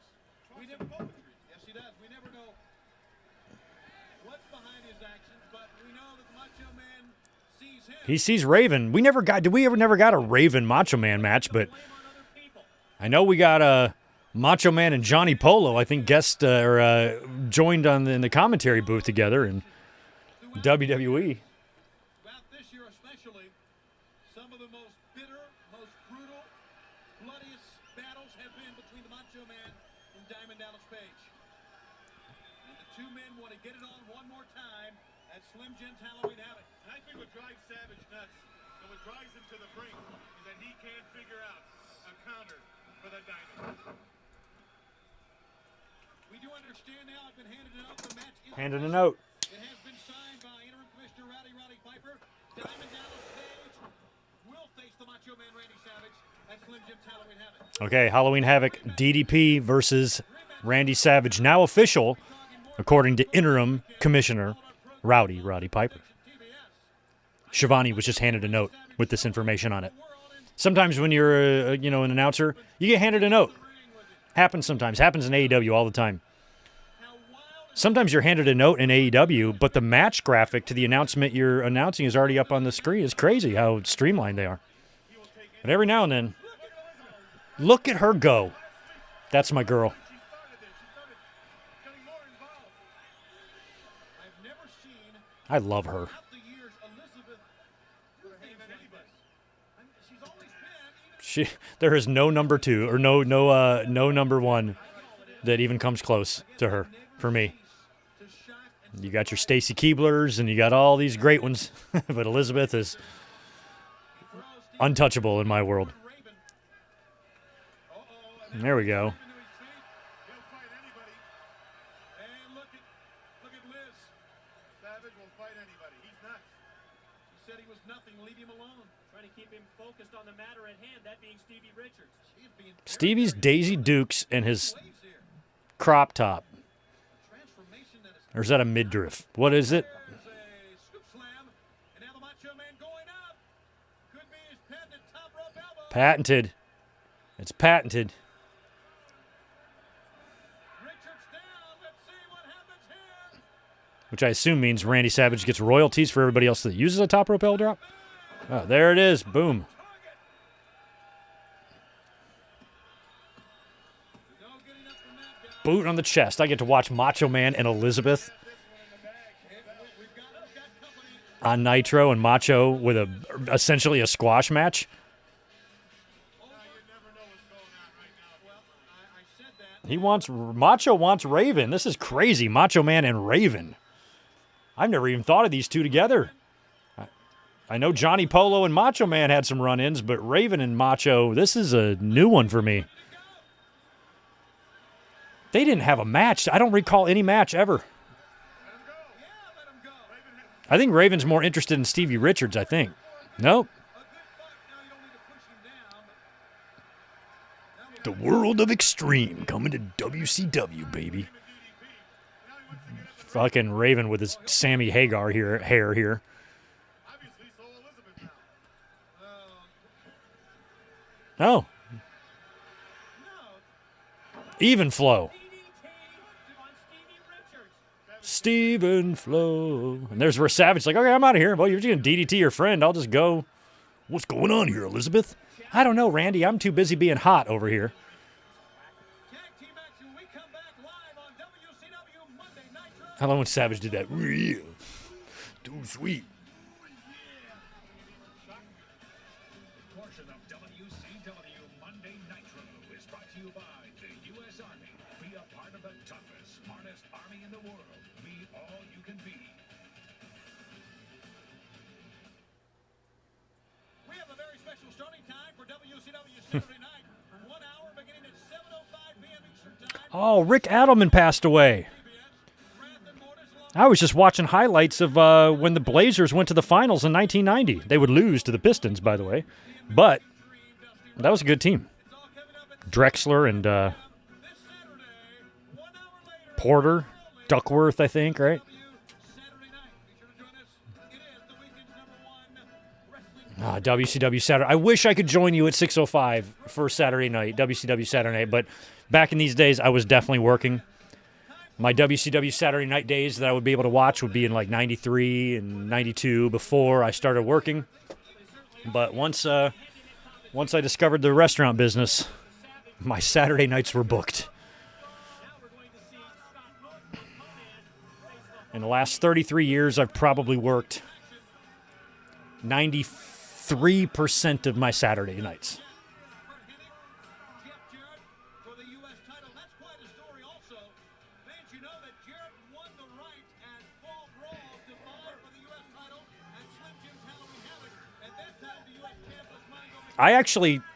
This is an underrated theme. The NWO's B Team theme. I love it. I love it. It's not even a bad theme, but you knew it was the B Squad. You knew it was like the Sunday afternoon strippers. You know, the ones that work the day shift with the buffet and the chicken wings and the 4 patrons, 2 of which are in wheelchairs. You know, that. But it's still a great theme.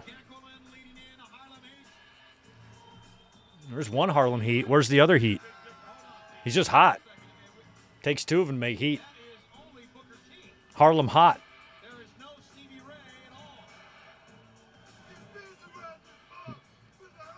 You got to get busy. He just did this? Was raising the roof? Have we raised the roof yet? I think we were raising the roof by 97, right?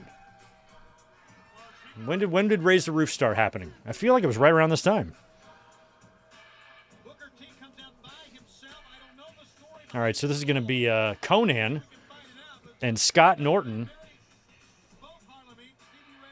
against Harlem Heat, but Booker T is by himself with the lovely, lovely Miss Jackie.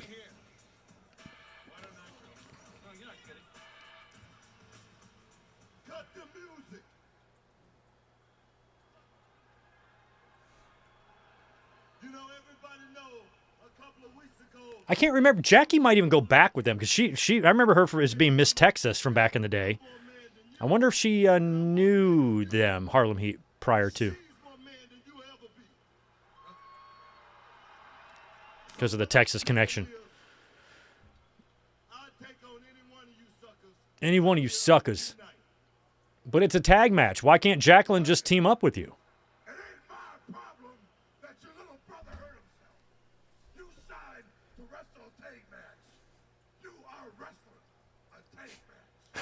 Is Scott Norton from Minnesota? He just said tag match. You wrestled a tag match. That's what they say up there. I bet you if you look up where he's from, it's Minnesota. Let's look. A tag match. My friend from Minnesota always wants to put everything in a bag. Put it in a bag. I have aunts and uncles and cousins all from Minnesota. They all sound like that. Scott Norton. Where are you from?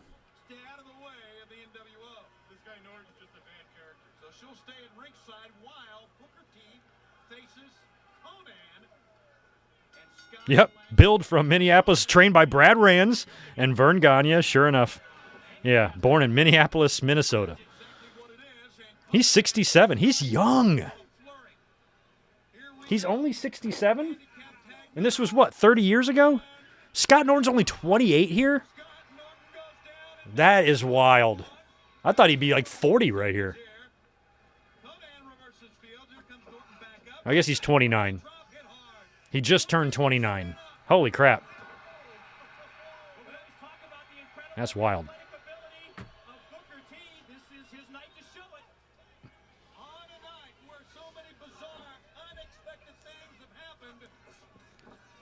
Oh. Yeah, Scott Norton, he didn't care that Booker's brother is hurt because he signed a contract to be in a tag. So it's now a handicap match, unless Virgil over there wants to team up with him. Ahmed Johnson's still in WWE, so he can't help you out. While the NWO double teams Booker T. Well, Conan and Norton are just too much for any one man. Olale. One wrestler. Shout out to Conan and Marty Jannetty, both recently losing body parts due to health issues. All the best to them both. I thought maybe a dragon suplex, but now putting down 1, 2. Almost like a full Nelson slam that time. Every time Booker T goes to cover his opponent, he doesn't have his brother there to help him. He doesn't have his brother to watch his back. He's on his own. Fans still to come here tonight live. No kidding. We'll go one-on-one against Jeff Jarrett, the NWO against WCW for the U.S. crown, and we're going to stay with you as long as it takes to bring you this match, which means we may go past the 10 o'clock Eastern time hour. They go past March. I'm sure we will one day. Here's the roll-up. 1, 2. Oh, Scott Flash Norton with a massive lariat into that. Double interference, though, by Norton. I think Booker T might have had the win. That's a great point, Mike. I think he would have had to win. Like we said, I'm more man than both you guys. Now double team. What's Vincent doing? He's going to triple team it. And Nick Patrick, once Vincent got through the ropes, had seen it out. He had seen it out. It looks like the NWO. Yeah, well, that wasn't going to be... I didn't think that Booker was going to win that handy, so we just did a DQ. And I'm guessing that Stevie Ray might be legit injured, because otherwise this is a very weird angle to even run on purpose. This feels like them adjusting to plans, which they weren't very good at doing back then. Hello, Nitro girls. I don't have to introduce these ladies any longer. Is the redhead? She might be fire because she's redhead. Here on WCW Monday Nitro, and once every 3 months, they could be coming to your home. Or every other weekend to mine. Tell your wife to go out to a PTA meeting that night, by the way. When are they coming back to the set? I don't know. Put in a request? Well, let's put in a request for next week. You weren't rude to me. Of course not. I'm not. How about you? No, perfect gentleman, of course. That'd be my goo. The Nitro girls. And we are set to go with our Oh, this is Jeff Jarrett's music. I remember this. I kind of have fond memories of it. It's a twangy country-ass sounding theme, but I always liked it. that happened for WCW. Couple of bad things. It's basically like a faster version of his Double J theme in WWE. But this one's like a little faster, but it's got the whole same idea. But I kind of like this one more than the WWF one. I never understood what he was doing with the gear there, with the things coming down.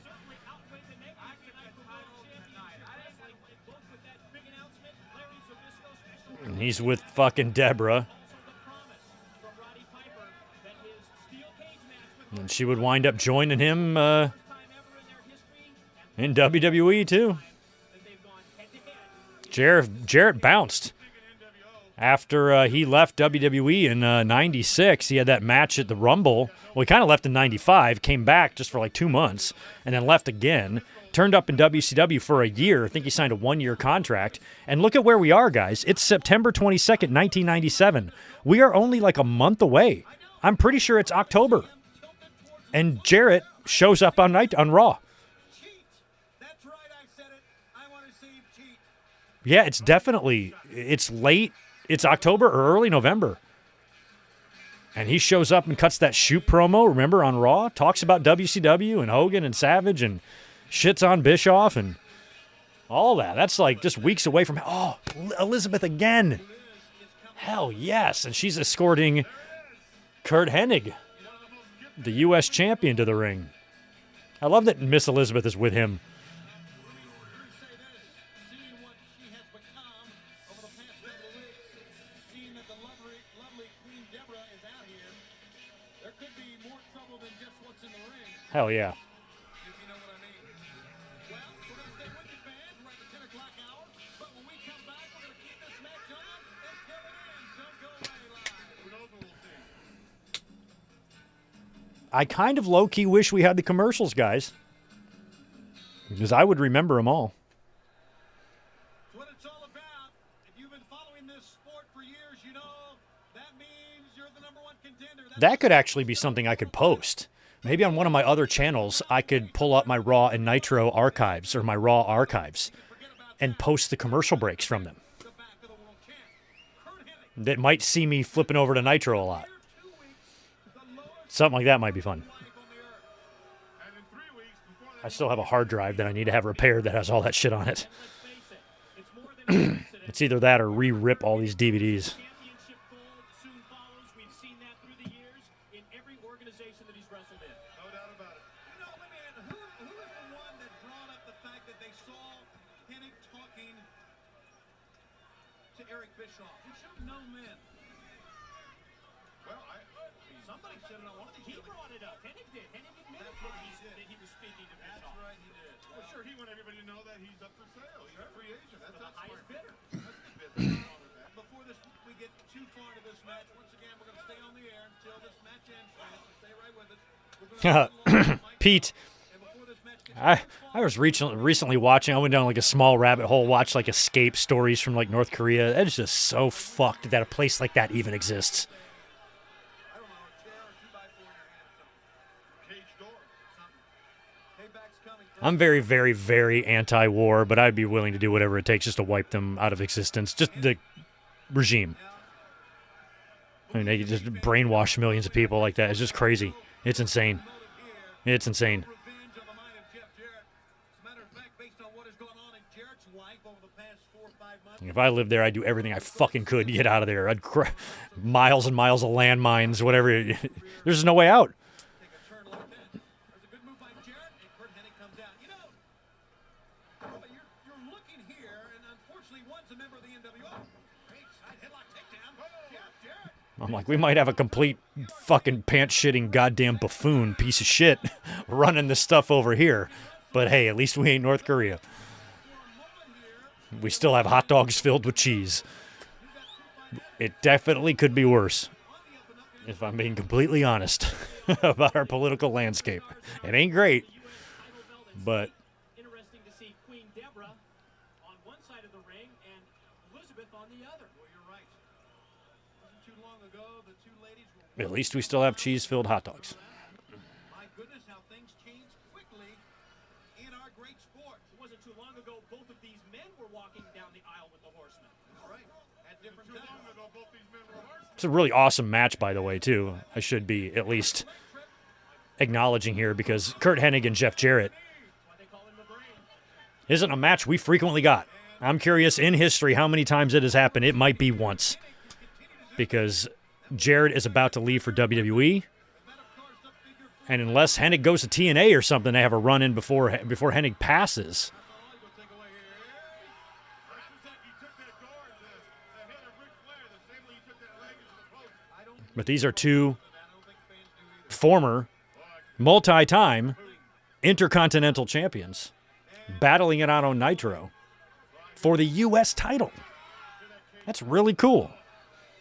Two champions from a few years apart, separate eras.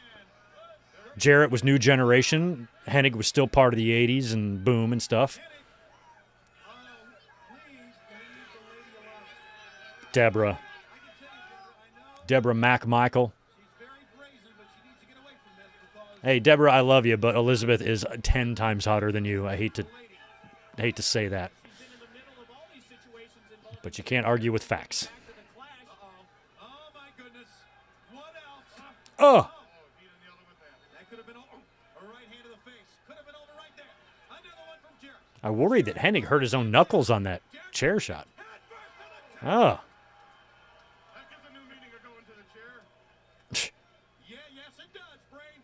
And head first he goes, and he's not finished yet. To the top, to the safety rail. Got the right shoulder up against the safety rail. Hit it hard. Wow, Jarrett mounting a comeback. Jeff Jarrett, if he wins this match, would become U.S. champ. But unfortunately, if he wins this match, will probably feel the wrath of the entire New World Order. it's going to be interesting to see when we watch Raw, like what the main, because this is the main event, like what's going on over there. I know it has something to do with with Brett and Undertaker and Shawn. Going with the NWO tells me one thing. They are kicking it in a higher gear. Brett might face somebody. It might be like Brett and I don't think it's Brett Taker. I think it's like I don't remember who it is, but I know Undertaker like choke slams Brett and Shawn.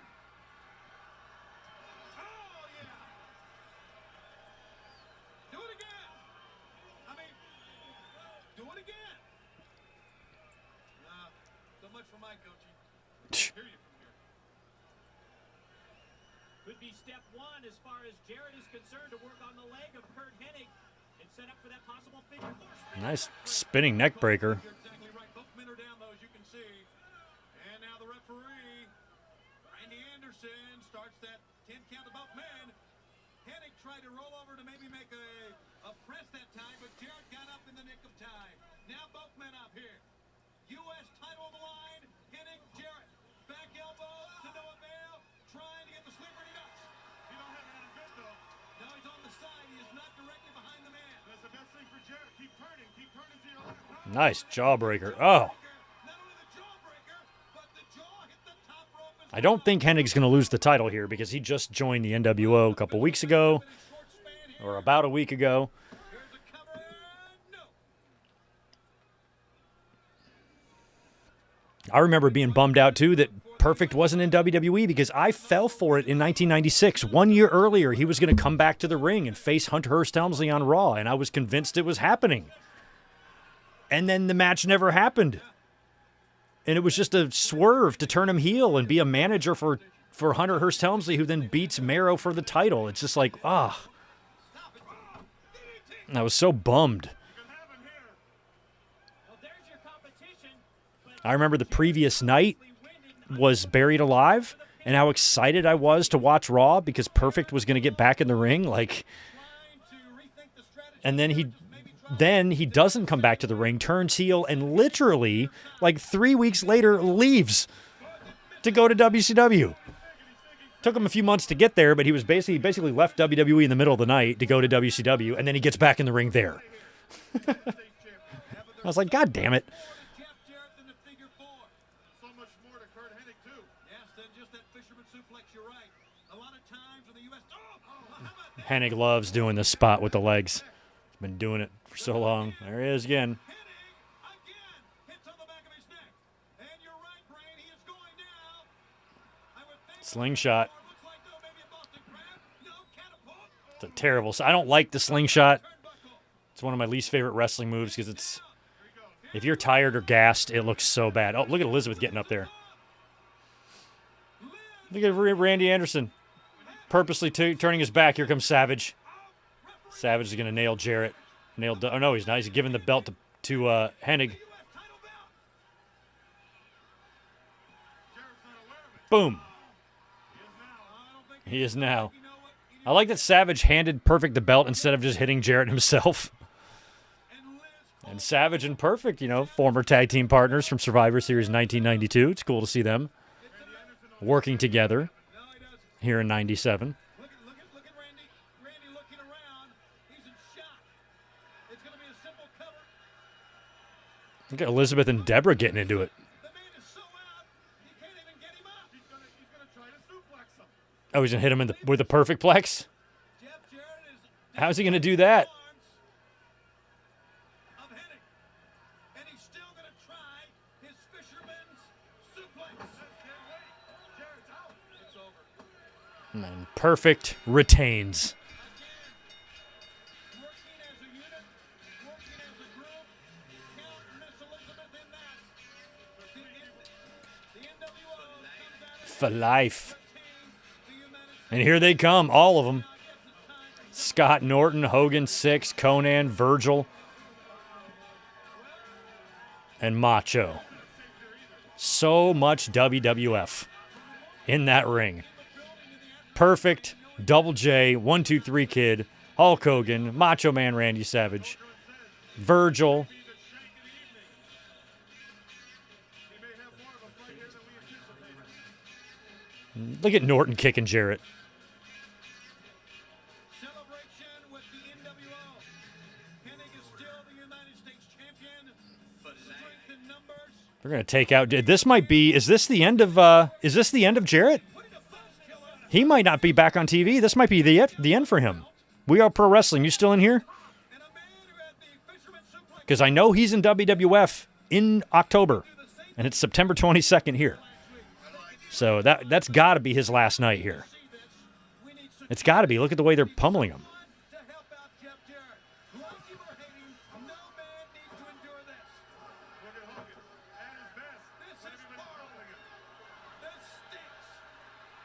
Who's going to come out and help out here?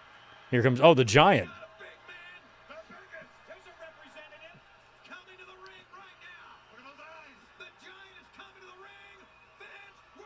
We're out of time, fans. We got to get out of here. Thank you for joining this telecast.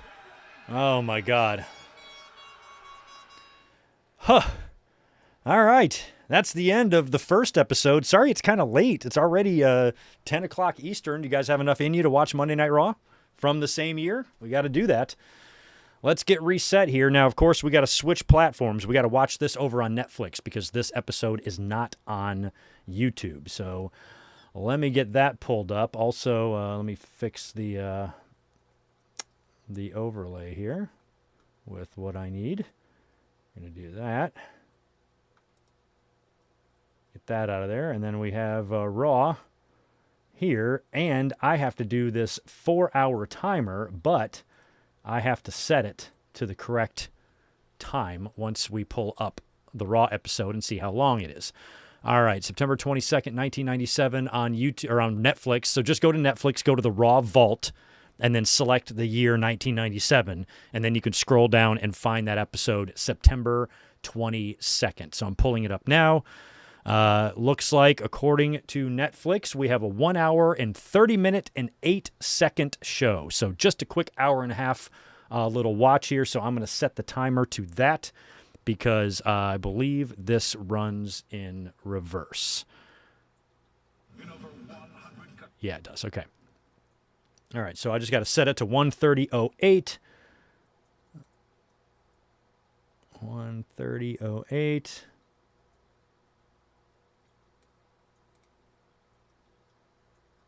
I might just have to wait for that to count down.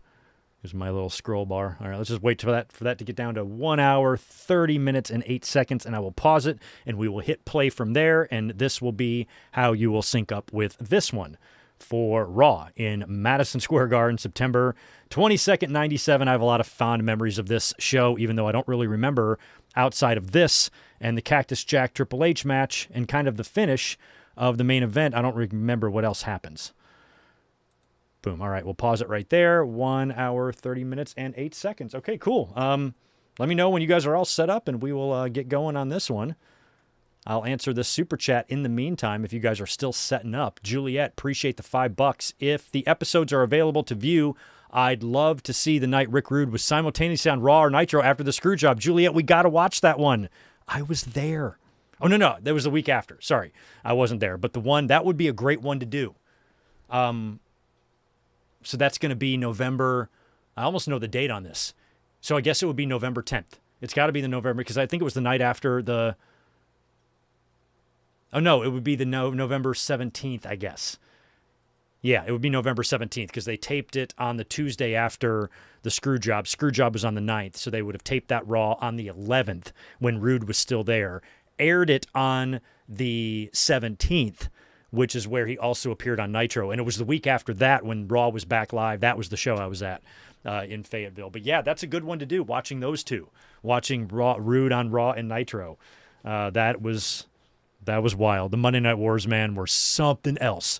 Thank you, Ryan. I knew it was Brett and Goldust. Brett and Goldust main event, and then Taker gets involved, and Shawn gets involved, and everybody gets involved. So yeah, this is a pretty fun Monday Night Raw, and we're going to hit play on this thing right now if you guys are ready.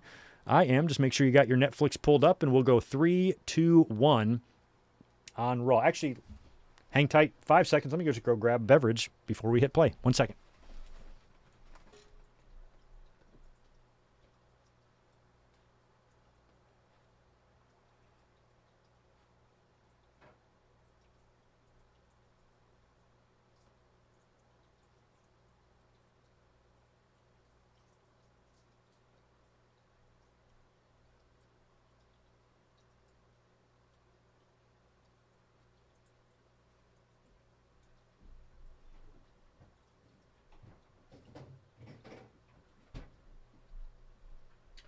All right.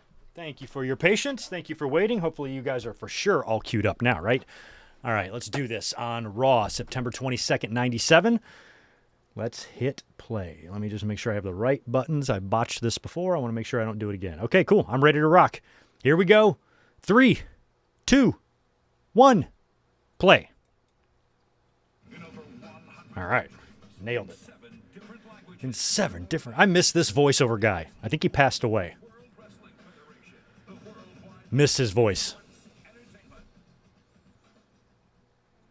Celebrated as the world's most famous arena, it has served as more than a proving ground for the World Wrestling Federation. Now, keep in mind, this is airing at the same time that the show we just watched was airing. So, looking at the products had a different feel to them. They really did. As the marquee for greatness.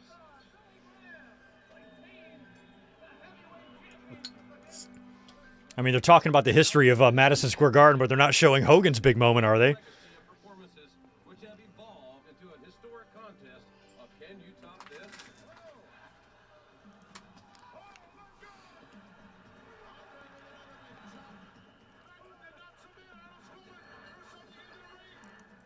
From the 17 consecutive sellout matches which pitted Bruno Sammartino against Gorilla Monsoon to the aerial artistry of Superfly Jimmy Snuka. The World Wrestling Federation history has been celebrated here, often with a slam. There's a lot more modern moments, though. You could talk about Brett winning the IC title Internationally charged. and the world title. The World Wrestling Federation redefined sports entertainment in this building. And it was cool that Raw was there for the first time. To the bruising ballet that has been unleashed.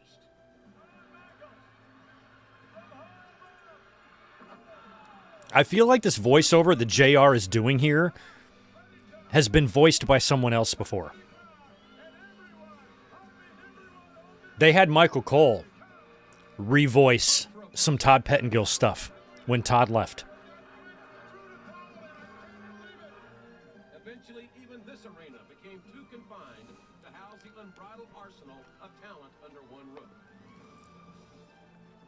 Now, on the threshold of a transit chapter in the storied tradition, tonight, Madison Square Garden is set to play host to perhaps the WWF's most defining moment as Raw steps into history. All right, Raw in the Garden. I remember this being a pretty big deal. Back in these days, I was doing the hotline stuff. Check out one of my tweets, by the way. One of my old hotline co-hosts, or I was a guest on his line, I should say, a bunch of times. He called into Livewire one time. I completely forgot, or must not have known, or if I did know, I forgot. 30 years ago, and told Vince to do a bunch of things. It was awesome. And I'm like, oh, my God. And I put it on Twitter. I'm like, I cannot believe that's Dominic. I know who he is. I was probably a guest on his line no less than 6-7 times. And hearing him, hearing his voice, it's unmistakable. He's as New York as hell as you can be. Look at this. But yeah, back in these days, word was going around that tonight Vince McMahon is going to get stunned by Steve Austin.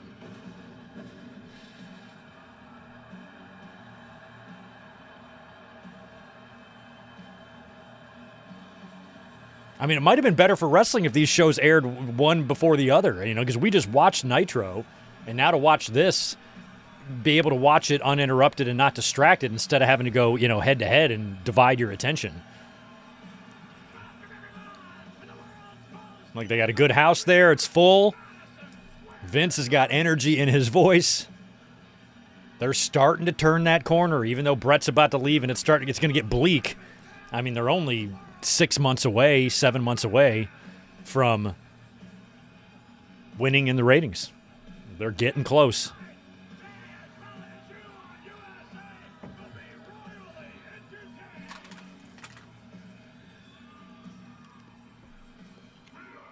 Oh, the nation.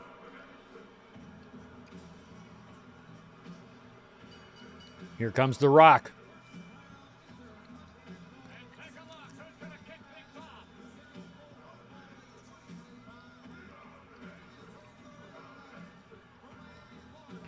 So we got Chimmel on as the announcer here. This is a first round match in the Intercontinental title tournament because after the pile driver, Austin had to forfeit the title. They would hold the finals at the next pay-per-view in less than 2 weeks at Bad Blood on the day that Brian Pillman died. So we are down to our final 2 weeks of Brian Pillman's life. And Brian Pillman will probably be on the show here tonight because he took control of Terry. And I think what they were going to do in the Goldust and Brian Pillman match at Bad Blood was have Terry turn on Goldust. Damn, Rocky sucks chants loud, too. Loud and proud. In the same building that he debuted less than a year ago.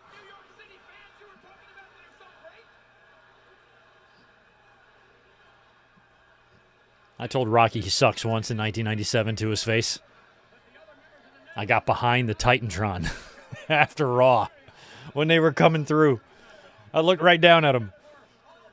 And he sold it too. He's like, get out of here. He wasn't even offended. He was letting me be a fan.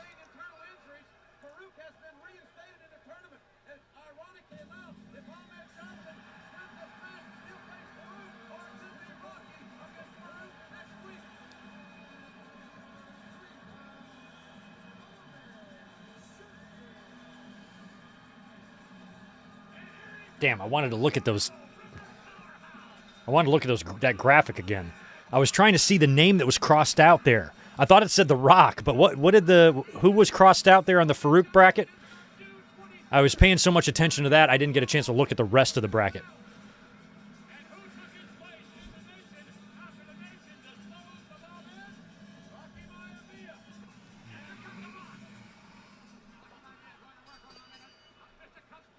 Look at Ahmed.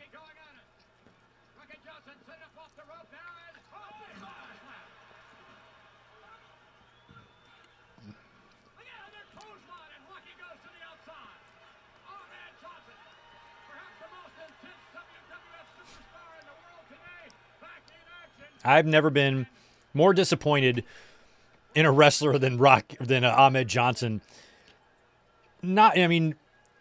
His work went downhill. That's one thing, but I was almost more frustrated with the creative than I was with him personally. Because what they did with him this year, coming back from injury and targeting the Nation, trying to murder Farouk, and then joining the Nation, only to be kicked out of the Nation like just a couple of weeks later. It just made no sense. They were just all over the place with the booking of Ahmed. And granted, his injuries had a lot to do with it. He was supposed to face Undertaker at Canadian Stampede or Calgary Stampede, and he did not. Or Canadian Stampede. You think Vader had to fill in? Boom! Rock has been doing that float over DDT ever since the warehouse.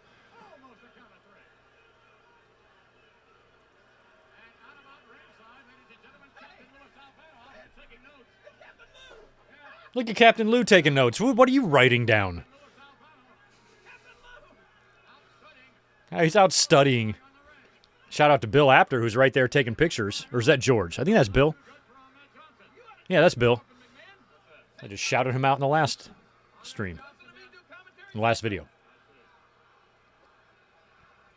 Or the last episode is what I'm trying to say.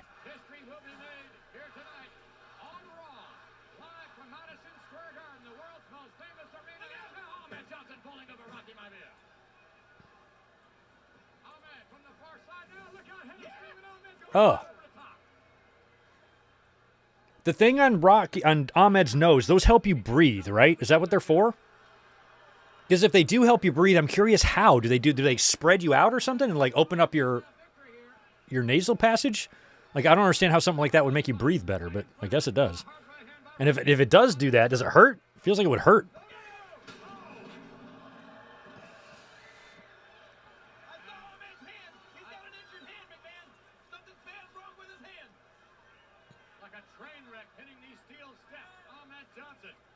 I'm curious if Rocky actually beats Ahmed here.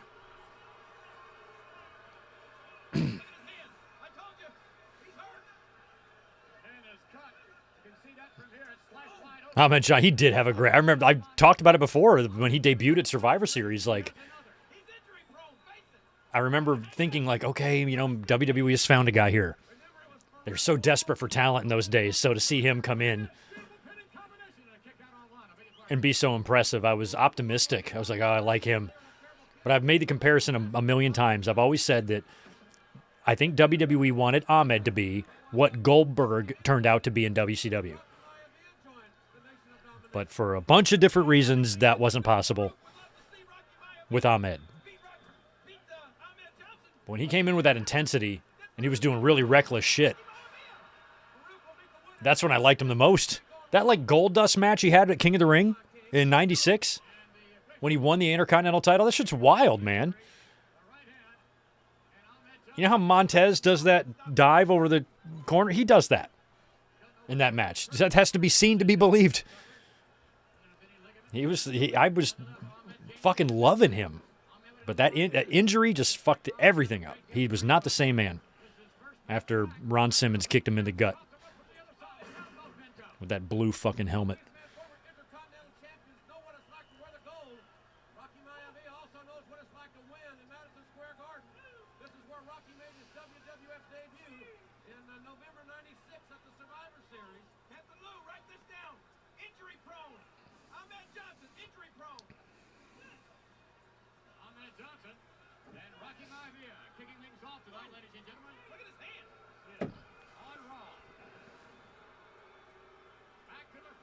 Is Rocky busted open in his mouth? Yeah. Damn, slapping Ahmed, dude. Jesus. Pearl River Plunge. Is he going to beat Rocky with this? 1, 2. He is. Wow, he just beat The Rock. Ahmed Johnson with a clean win over The Rock. I didn't even know that existed. Holy shit. And he advances in the tournament. And after all this bullshit is said and done, Rocky is going to wind up with that title anyway. First of all, he's going to steal it after Survivor Series when Austin wins it. And then he's going to lose the title match at DX, only for Austin just to hand the belt back to him like the next night on Raw. So first we have to get through this tournament. That Owen will win the belt back, then Austin will beat him at Survivor Series, and then basically just turn the belt over to The Rock. Or to Rocky. Oh, here we are. Oh, yeah. I'm so glad we're watching this one. This is a fun match because they don't do anything. Owen Hart and Brian Pillman, 2 members of the Hart Foundation, and the Falls Count Anywhere. They are forced to wrestle each other in this tournament, but they don't really put forth that much effort.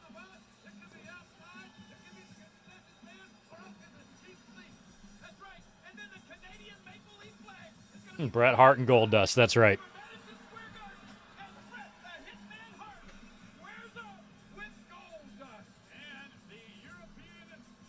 Look at Sean. That fucking pose is the funniest. I don't know what he's doing there. Oh, shit. Oh, God. Here comes Austin. When you hear the glass.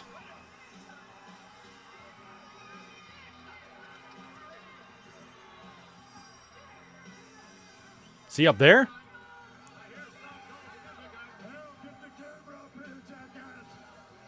Gee, he's being mobbed. Does he have any security with him at all?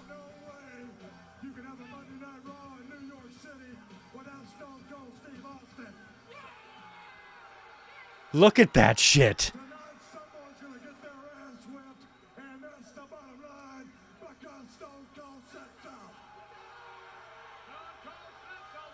You could barely see him. The camera could barely get to him. He was that was not well shot, but it was still cool. All right, Undertaker's up next. With that weird shaped birthmark thing on his face. Or it is a teardrop. I saw the Joel Gertner sign. I never liked him.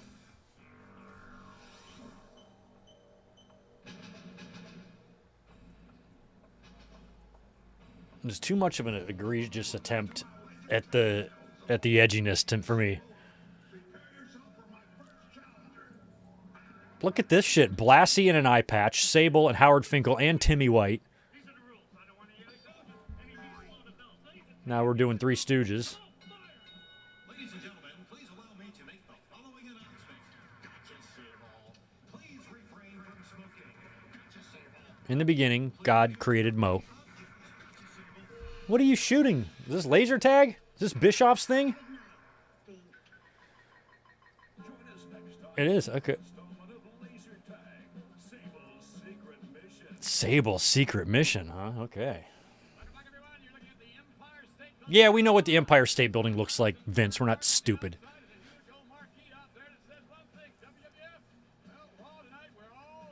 We're all sold out.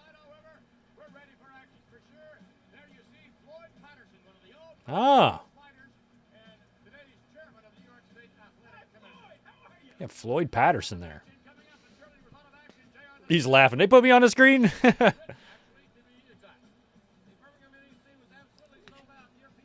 Yeah, I was about to say, when was this? This had just happened. This was the 20th. Yeah. One night only. I cannot believe they did that to Bulldog. Insane. Dedicated a match to his cancer-stricken sister. And then they beat him right in England. Like, what the fucking hell?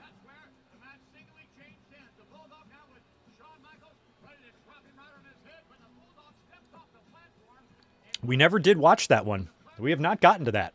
One night only. I think it's just a 2-hour show, I think. I have the VHS. And I'm assuming it's available on Netflix. Maybe we can watch it. Or wait till next year and do it for the 30th anniversary.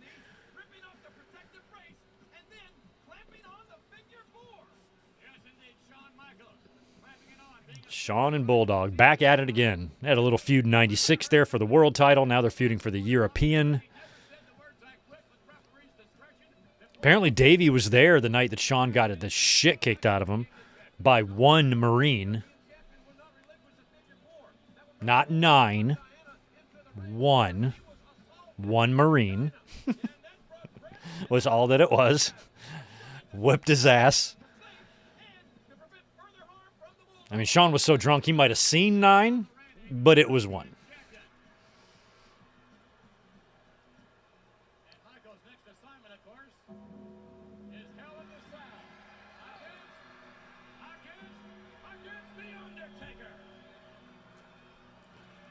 And here comes The Undertaker. Now this is, we're 28 minutes into the show. Or 18 minutes in the show, excuse me. We are probably watching the Cruiserweight match then on Nitro at this time, right?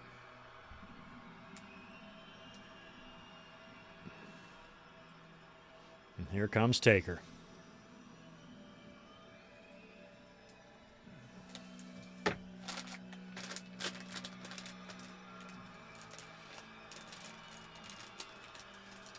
And Undertaker is going to start slowly transitioning into a more normal...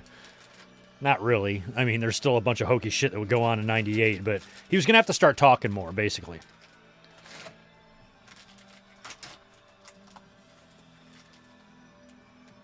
And by the time we get to summer of 98, he's highway to hell in it, and he seems quite different than he is here.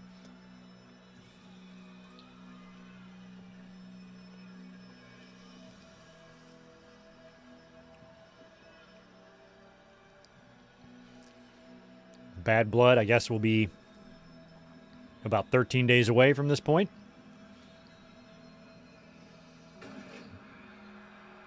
Yeah, Doug, we're less than a month. We're less than 2 weeks away from Kane's debut. This is the 22nd. Kane debuts on the 5th.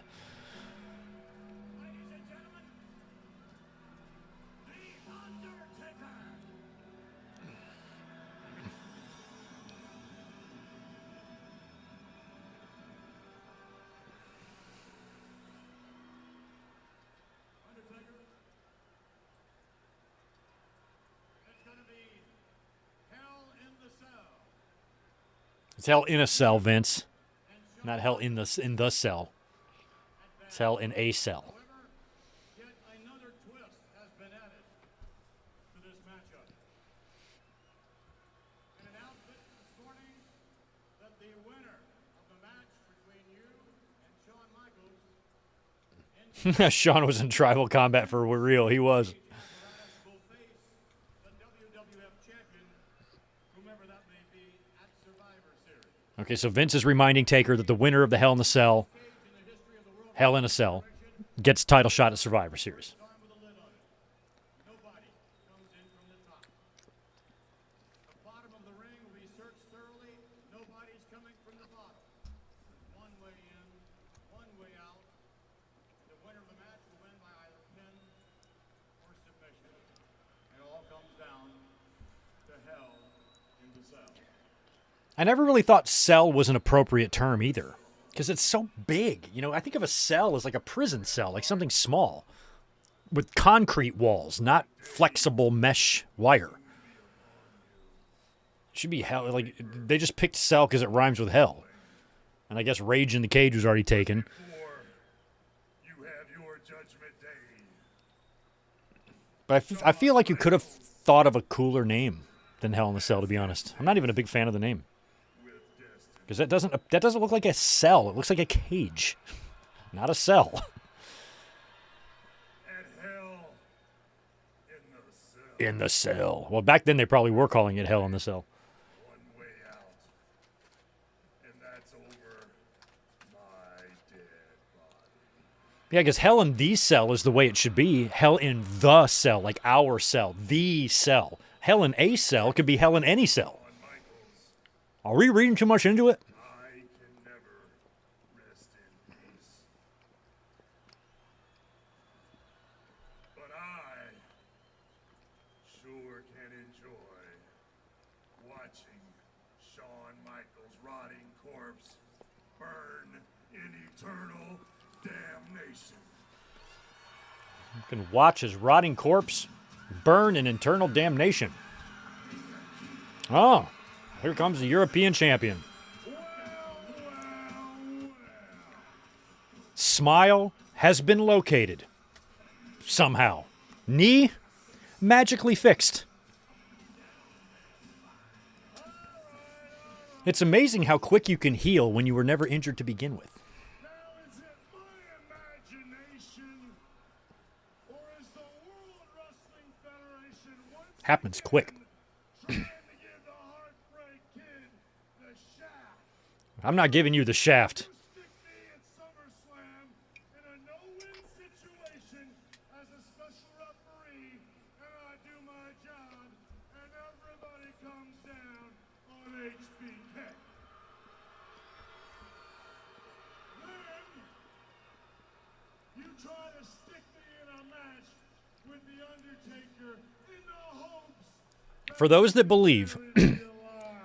that there was some sort of a romantic relationship between Shawn Michaels and Vince McMahon, I don't believe there was. But if you believe there was, that means that Shawn is probably feeling pretty good right now. That after that, the winner Because he knows will get a shot. that Vince told Brett he wants out of his contract. Why didn't you just ask him? Why didn't you just give him a WWF Championship match? I mean, just because I'm the only man in the World Wrestling Federation to hold every title in the World Wrestling Federation. Yeah, he was the first guy to do that. First guy to hold all the belts. You got the nerve to ask me to earn it? You know who the hell I am? Jackman, I got news for you. Unless you are a real hot mama, which you ain't, I do not lay down for anybody.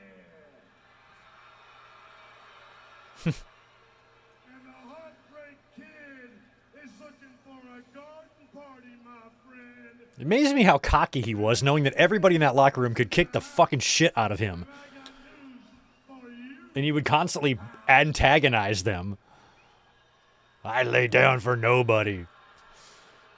Like, the fuck you don't. At Hell in the Cell, the Heartbreak Kid is gonna do what he always does, and that's be one step ahead of you, one step ahead of you, and one step ahead of each and every one of you.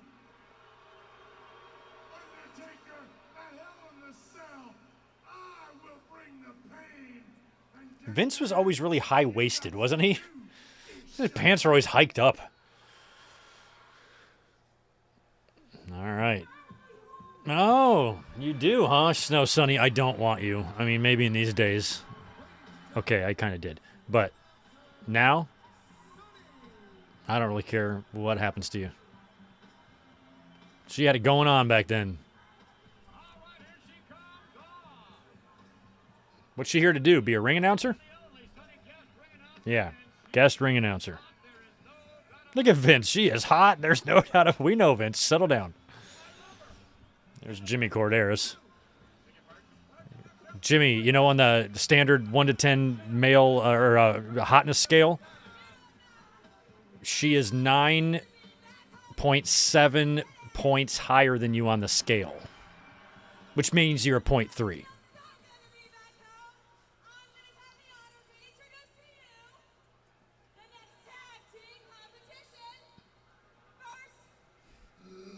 Oh.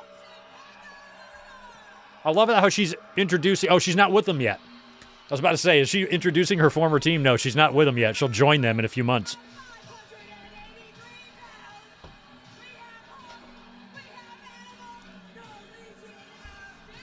They had such a badass theme in WWE. I loved their theme. It still holds up, too. It's a banger.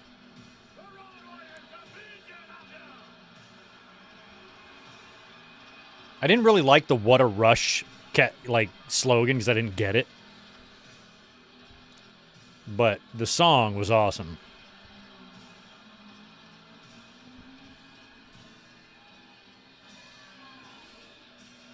I'm like, for Hawk was known to abuse a substance or two in his life. So to be talking about being on a rush and shit, I just thought was funny. All right, Jesus Christ, you talk about a bunch of dudes that, you know, could, I don't know, murder you with their bare hands. There's 4 of them right here. Godfather and Ron Simmons. And Hawk and Animal. Mother of Christ. Like, over on Nitro, we watched Steiners versus Ming and Barbarian. This is like the same type of match. And I made a comment in that match too, right? About how these are 4 legit badasses. I wonder if these matches were happening at the same time. I'm trying to think. Probably not. But over on Nitro, you had the Faces of Fear versus the Steiners. And here you got Godfather and Ron Simmons versus Hawk and Animal. That is awesome. That's awesome that those 2 matches took place on the same night. In separate companies. On rival TV shows.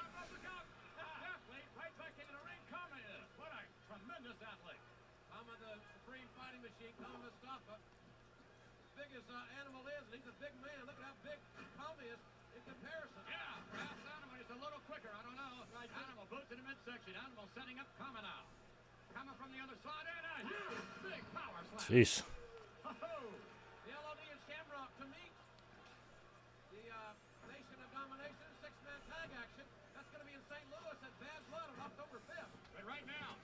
Look at, I think we've got a match that exists, right?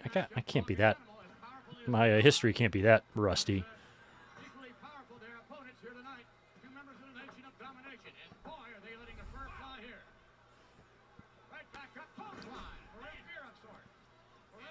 Yeah, I knew it did.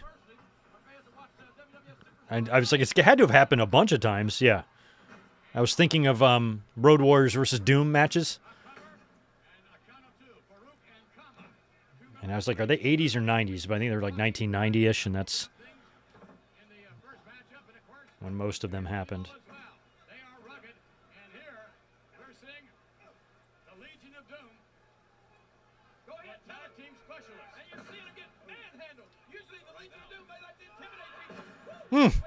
Too bad, Papa Shango. I would have liked to see that Papa Shango reboot that they had planned and then scrapped. Nice. Hawk liked that neck breaker. Simmons, I don't know why, but Simmons liked to do the leg shaking on the cells and on the bumps sometimes. Hogan would do the whole body quivers. But Simmons would like have the Jimmy legs. Oh, wow, they're going to Doomsday Ronald. Oh, my God. Be careful. Oh, there's D'Lo saving the day. I'm like, Simmons can't take that bump. He's too stiff.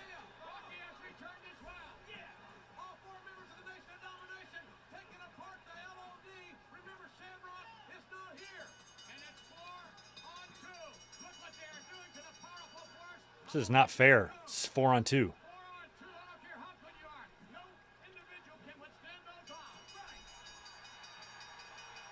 Here comes Ahmed finally.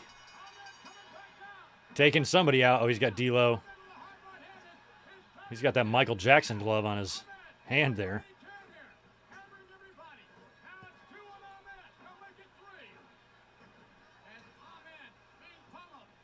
Who comes out? Anybody else come out? Who would? Is Vader still around? Who would run out here if anybody did? Patriot? Where's the Patriot? Do they have some help here? Patriot? Anybody else like Patriot? Nope, just referees.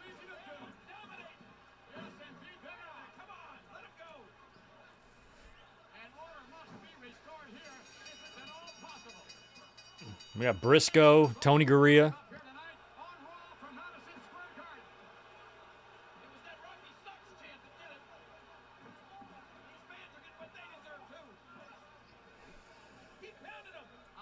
Keep pounding him. We got the ECW crew in the front row there, but their backs to the hard cam. The guy that's with Vlad, the long-haired guy, looks like his name is Joey. I don't know if his name is Joey, but it looks like his name would be Joey if he had a name. All right. This is up next, Pillman and Owen. Look at Owen's picture. October 17th, 1983. I was 6. And Superfly landed on Morocco.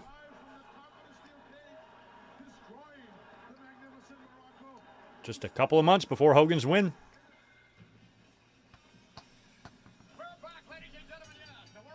Pete, I've mentioned that many times over the years. WCW ring had a much better sound to it.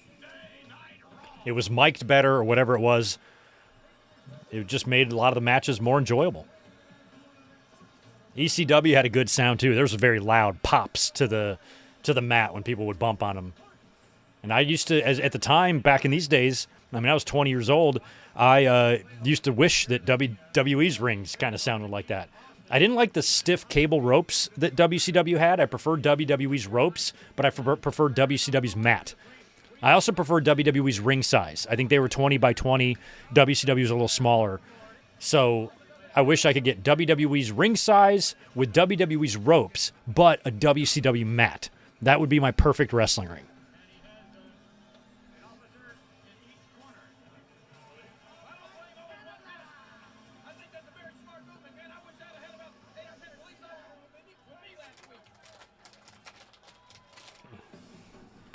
All right, Owen with his slammies. And look at Terry. Look at what he's got her wearing. Pillman's in a sling here.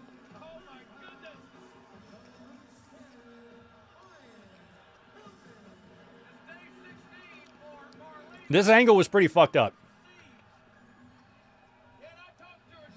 She is supposed to stay with him for 30 days, and apparently it's been about half that. And he's supposed to face Goldust at Bad Blood.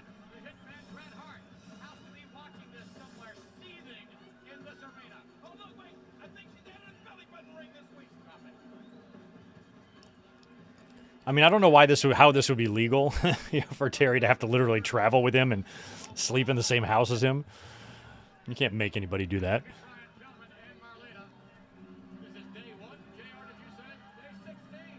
And I think that they actually were in a relationship years ago or prior to this, and now Dustin is with her, so that made it even weirder.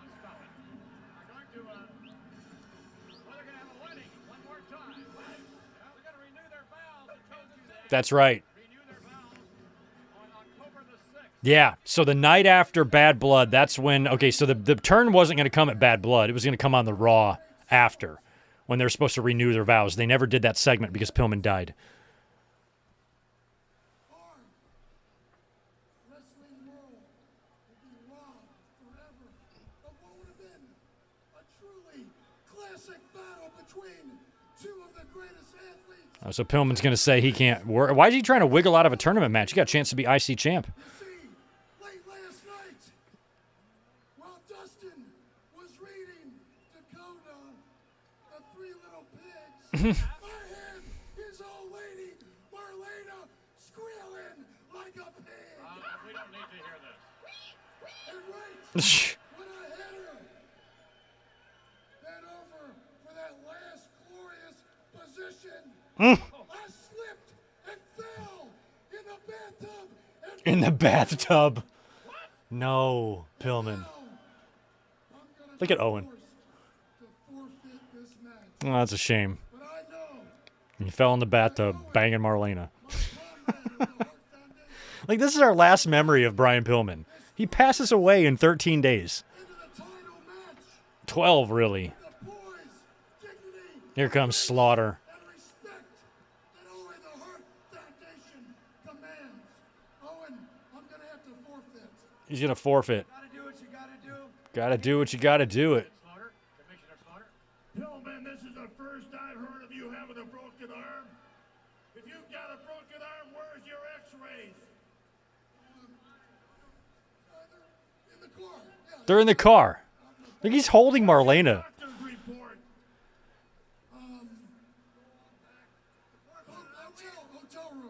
Hotel room. Hotel room.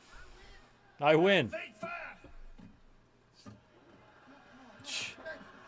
Just as I thought. This match, this Intercontinental Tournament match, will go on as scheduled. You will never ever wrestle in the World Wrestling He's threatening to fire Owen and Pillman if they don't actually face each other. And so from what I remember is they just kind of walk through a little match here. Oh, shit. I just paused it by accident. Just trying to adjust the volume. I can fix this. He doesn't have a broken arm.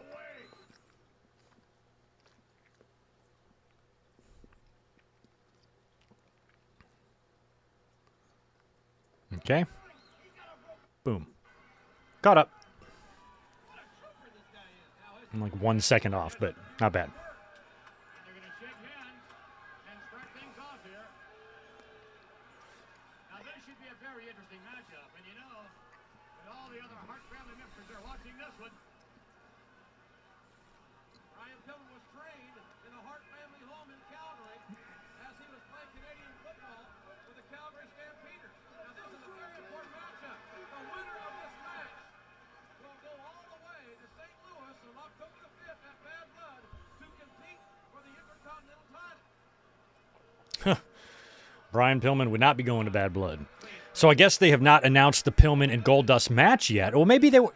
I still think they were supposed to face at Bad Blood. But I guess you can't announce that yet if Pillman is technically in the tournament because he could win here, although we know he doesn't. And I forget how Owen even advances here. Does he full-blown pin Pillman, or do they do a DQ or something? I actually don't know. But Pillman kind of wanted to forfeit, so... Pillman's another big disappointment of mine. I wish, because it's not his fault. He got in the car accident. But if Pillman would have been able to come in at peak form, he would have been a big get for WWE. I was happy when he came in, but you could tell right off the bat that he wasn't going to be the Pillman that I was hoping he was going to be.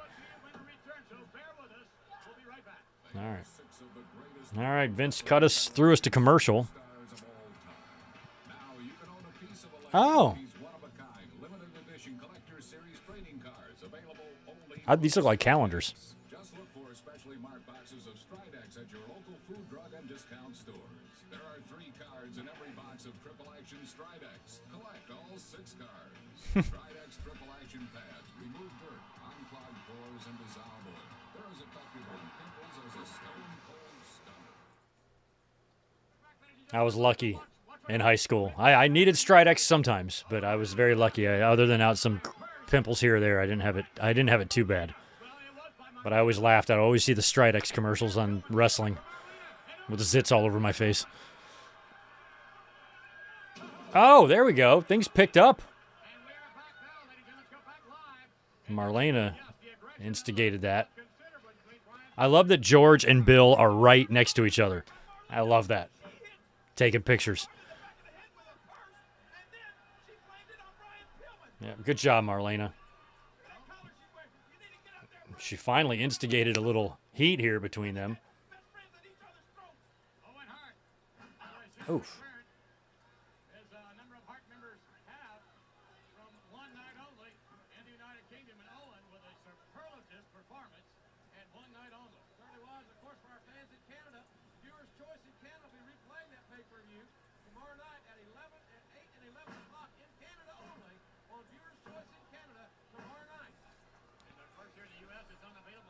I'm also pretty sure that referee Billy Silverman there. I think is that Silverman?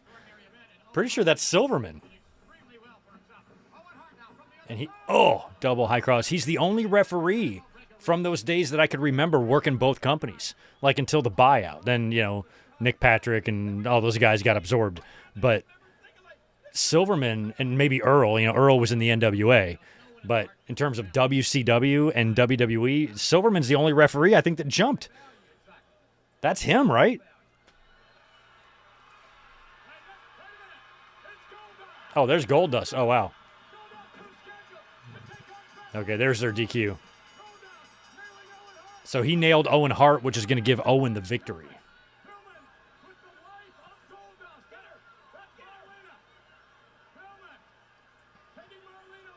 So they definitely called an audible. I think, when they were going to renew their vows on that Raw, I think that's where Marlena was going to turn and join Pillman. So then after Pillman died, they changed it to the big sit-down interview where Goldust turned heel instead and turned into that crazy ball gag-wearing freak show. It was a hard-fought battle for Owen.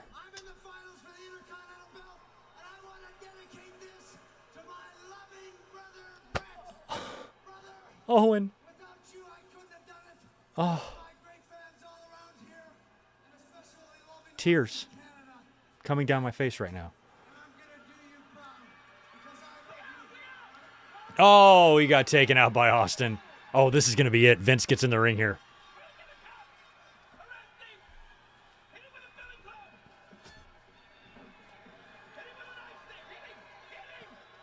Hit him with the nightstick.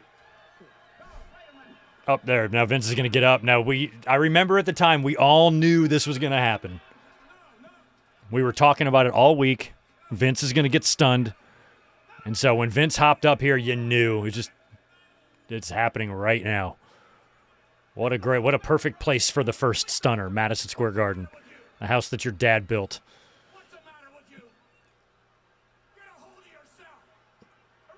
I'm trying to protect you. Doesn't he say that? I'm trying to protect you. Can't you understand?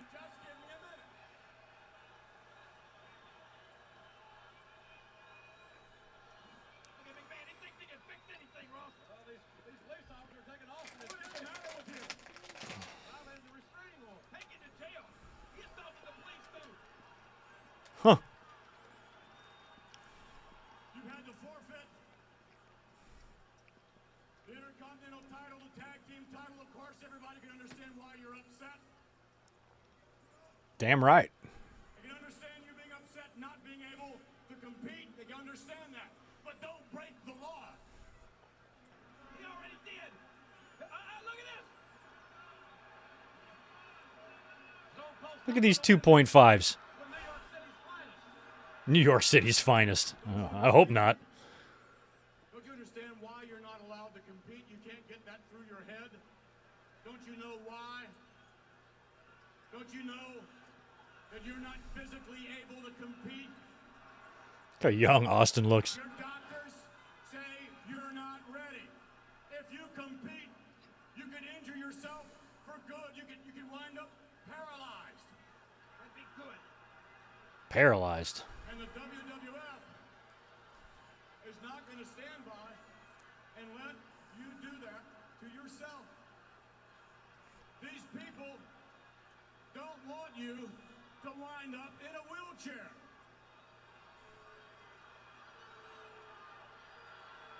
They want to see you compete. Everybody. I'd really like to know what the universe looks like where the pile driver didn't happen. And how much longer Austin would be able to wrestle as a result. Get a hold of yourself.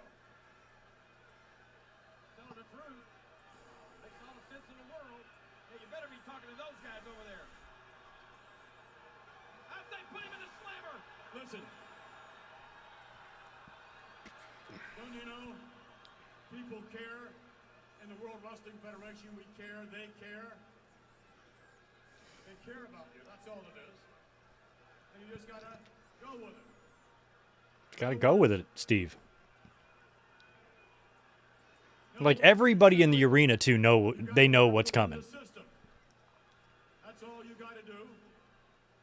Is simply work in the system.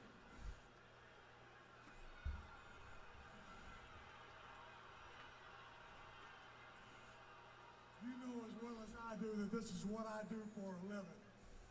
This is all that I do, and can't nobody tell I ain't the best in the damn world. I kind of wish he was wearing his normal Austin 316 shirt here. Whatever the hell this shit is. Sit here and tell me to work within the system. You ain't the one sitting on your ass in the house like I am.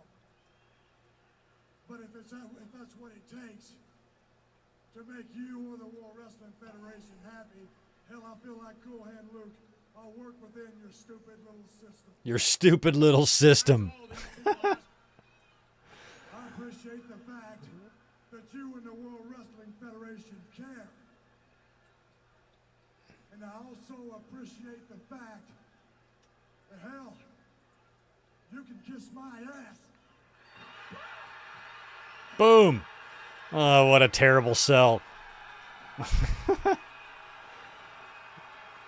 Oh, you're definitely getting arrested now.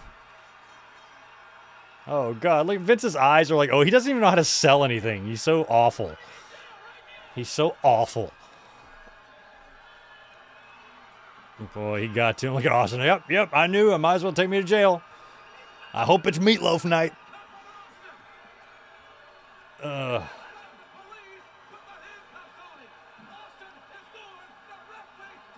Directly to jail.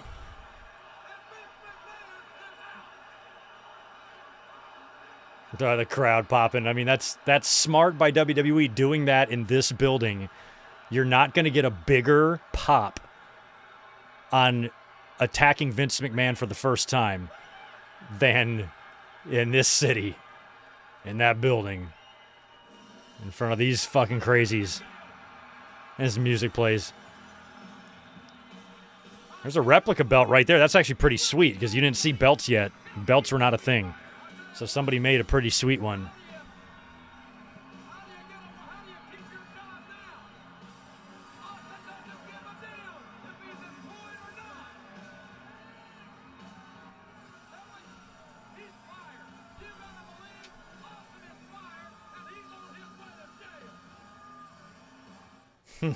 He's on his way to jail. Oh, Dick the Bulldog Brower passed away. That was nice. Oh, and now we're in hour number 2 of what, the War Zone?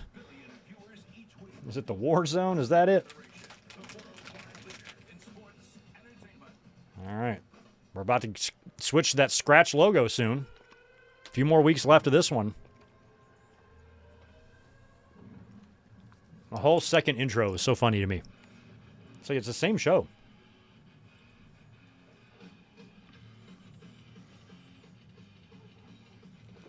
I liked Nitro used to do fireworks like in between the hours. I think they kind of gave that up, but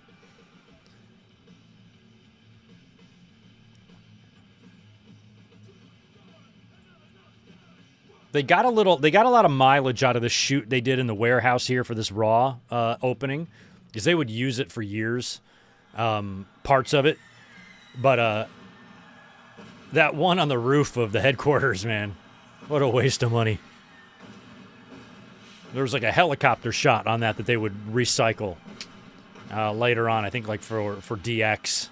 Maybe even The Rock. I think DX's video for sure recycled that. But otherwise, they wasted a lot. That intro only lasted a few months. They scrapped it. I want to thank Juliet, who earlier dropped the channel membership to TBK92. Welcome to the family, bro. Or sis.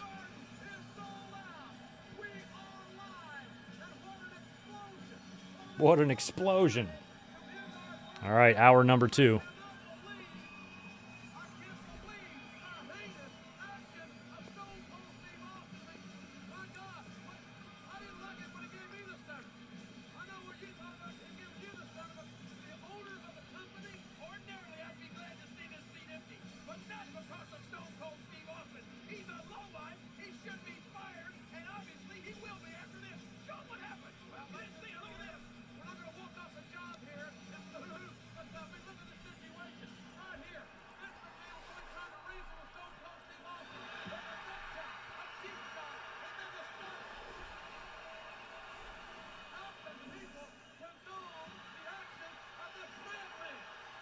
Of this madman.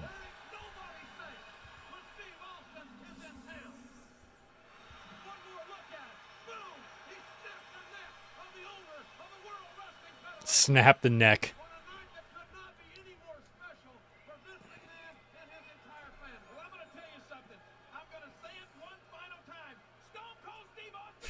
Hello, lady in the background. Look at that poor guy or lady there who's just sitting there. She looks super annoyed.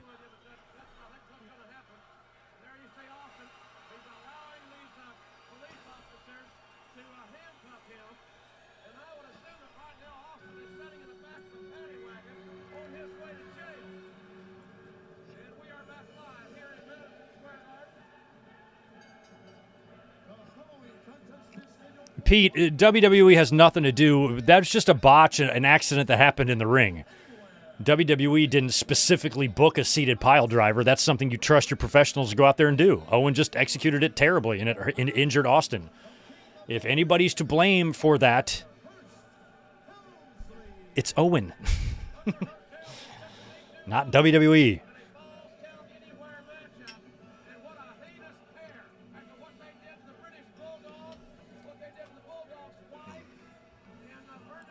Owen shouldn't have executed a sit-down pile driver at all. Should have just been a normal pile driver. Or, when he got Austin in that position, tombstone him. Oh, it's Rhonda Shear. That's the lady in the background you're probably talking about, Doug. We can't even hear. The audio's fucked. Rhonda Shear, USA, Up All Night.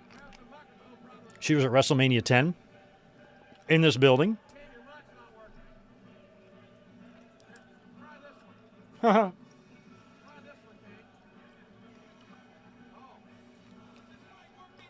Yes.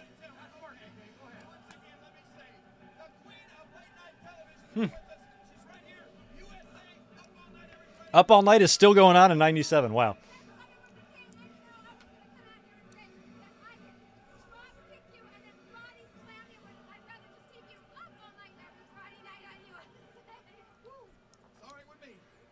Lawler, I think she's a bit old for you. All right, so this is it, guys. Watch. This is one of my favorite Raw moments of all time right here. This is Hunter Hearst Helmsley versus Dude Love in a Falls Count Anywhere match, or so we think. One of my favorite lines of dialogue in all of the history of wrestling is, I think I am thinking what I think you think I'm thinking, or whatever it is, but that's it.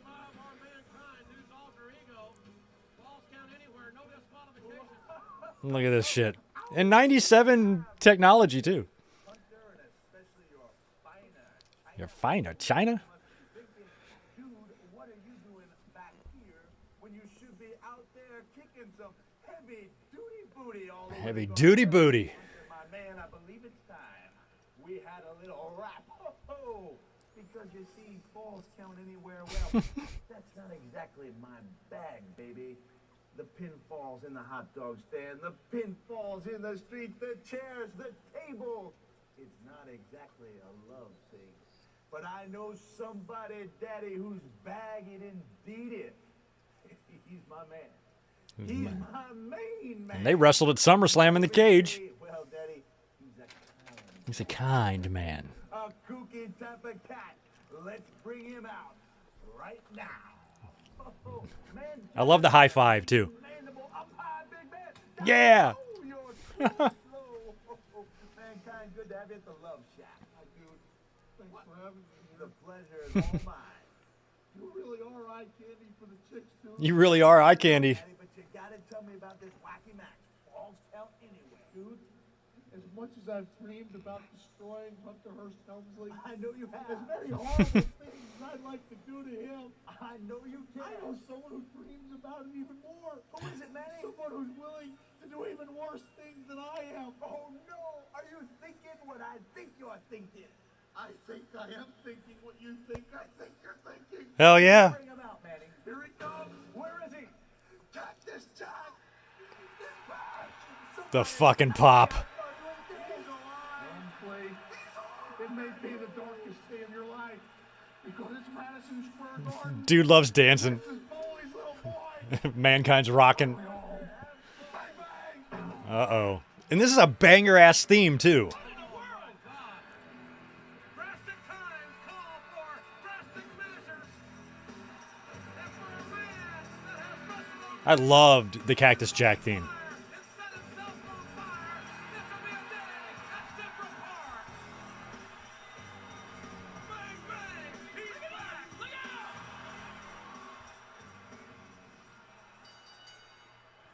And they would have their rematch a little over 2 years later at the Royal Rumble in Madison Square Garden. And that would be when Triple H would be a completely different guy back by that point. ECW chants, Cactus Jack's first match in WWE. Finally, Cactus Jack gets a match. Now, maybe these players, Cactus Jack is as hardcore as anybody could ever be. Remember, this match is known as But this is pretty much just a one-night thing. He wouldn't be Cactus Jack again, I don't think, until the Royal Rumble, when he would come out as all three. Oh, but no, he'd stay. I guess he'd stay Cactus. Yeah, he'd stay Cactus in '98. That's right. He'd go back and forth, I think, here to Dude Love and Mankind for the rest of '97. Then he would be Cactus throughout '98 because he would team with Funk and they would win the titles. And they would transition back to Dude Love and feud with Austin when he won the belt. And then wouldn't be Cactus again, I don't think, until they did that deal in 2000 at the Rumble.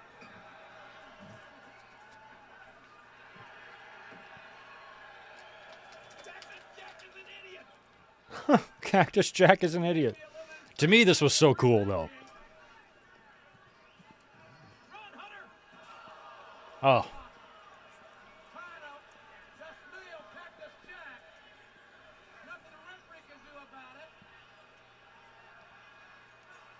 Oh. Takes Foley over.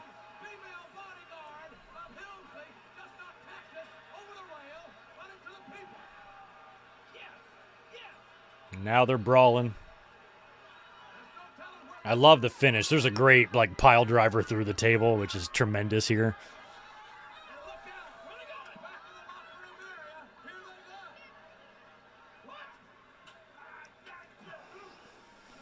They're back here in the halls of Madison Square Garden. Some famous hallways back here.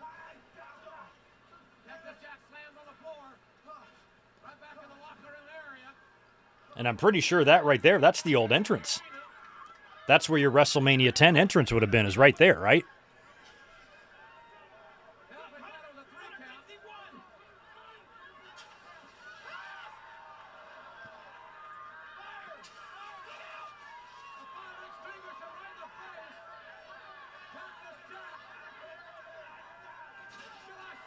Oof. I mean, I suppose it could be on the other side, but it's one of those two. That's where the standard entrance used to be for the garden shows. This is the first time I think WWE ever didn't use that entrance. It was one because they had the Raw set, so it had to be different.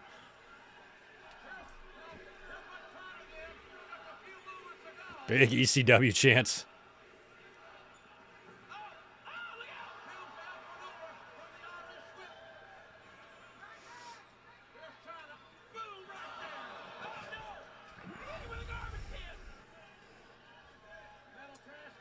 Oh, there's Cactus going for that bump of his. He loves to do that.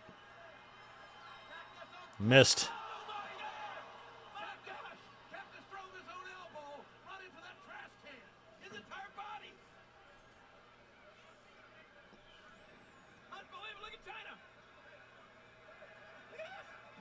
Oh.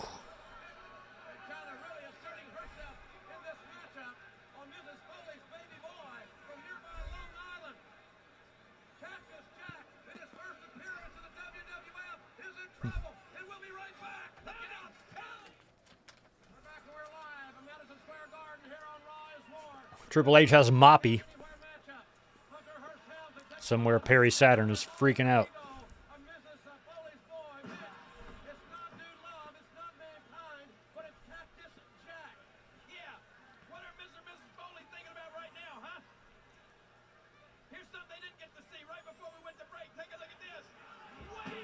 Oh. PlayStation double feature.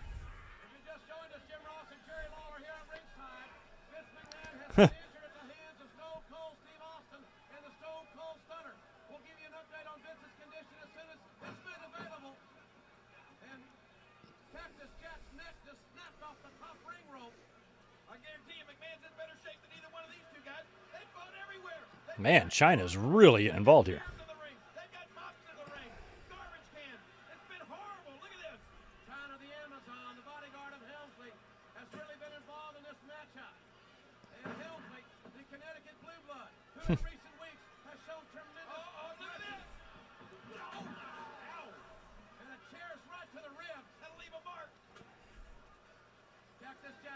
I mean, Triple H and Foley here had been going at it ever since King of the Ring.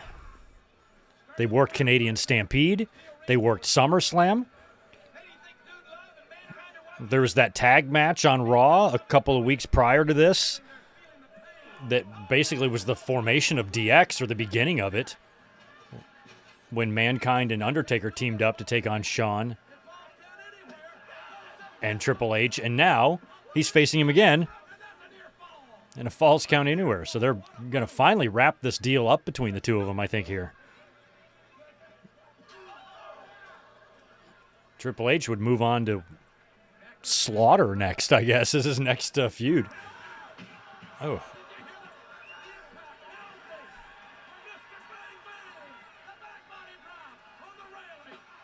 Oh. And he doesn't like it. Oh, damn, China. She went down.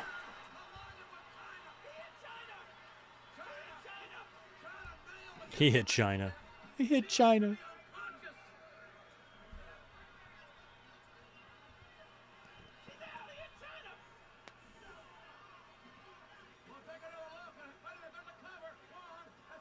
Nope. He's trying to crucifix him on the ramp on an incline.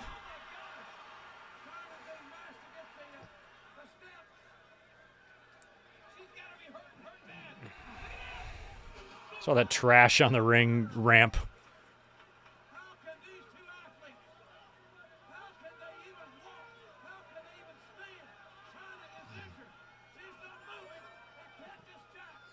I was at the show the following year where Cactus had that really cool Falls Count Anywhere with Funk.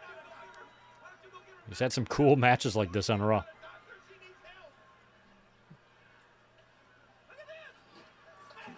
Well, running a trash can shot there, but it's a Rubbermaid, so.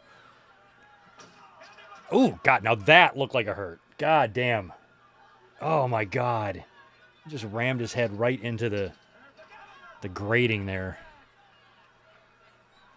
Ugh. That may have been one of the most brutal things I've ever seen Cactus take. I know it was just a rubber trash can, but he hit him in the head, and then his head went right into the steel there.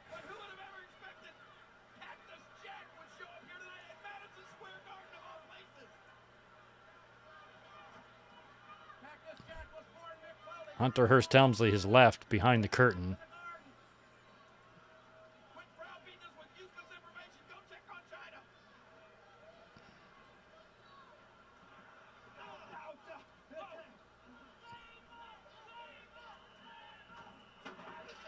Oh, my God.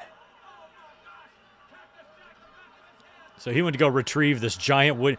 I mean, taking a table bump up here. This is so much worse than in the ring or on the outside of the ring because they're in the ring, it's a ring, and then outside the ring, you got pads. Here, you're going to take it on the steel stage that has no give whatsoever. Look at the thickness of that table. It looks like it's a door. I mean, that table's hanging on for dear life. I mean, it is saggy. They are so lucky they pulled this off without it breaking. Oh. That's it. And Cactus wins as China does not get there in time. That was awesome. That's one of the coolest pile drivers through a table ever because Foley would always do, where he'd grab the trunks and pull you down. But the way that table, like they were just a second away from disaster from that thing breaking too early and the whole spot looking like shit or somebody getting hurt.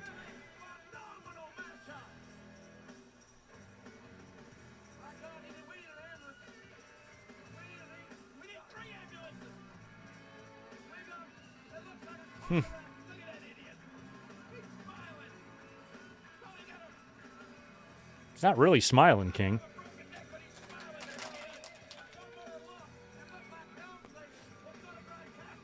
Look at this. The way that table... Oh. Brutal.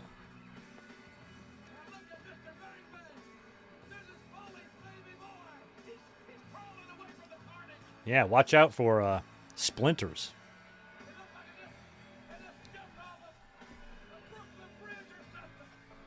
And Cactus rolls under the curtain to leave.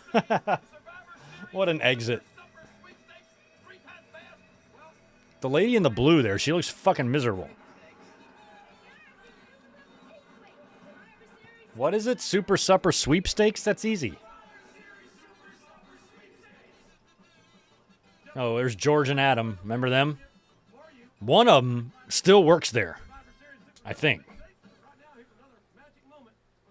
Oh, another magic moment. It's funny how Hogan isn't in any of these. He slams him. Even Andre the Giant's final appearance was in WCW. WWE couldn't catch a break in these days.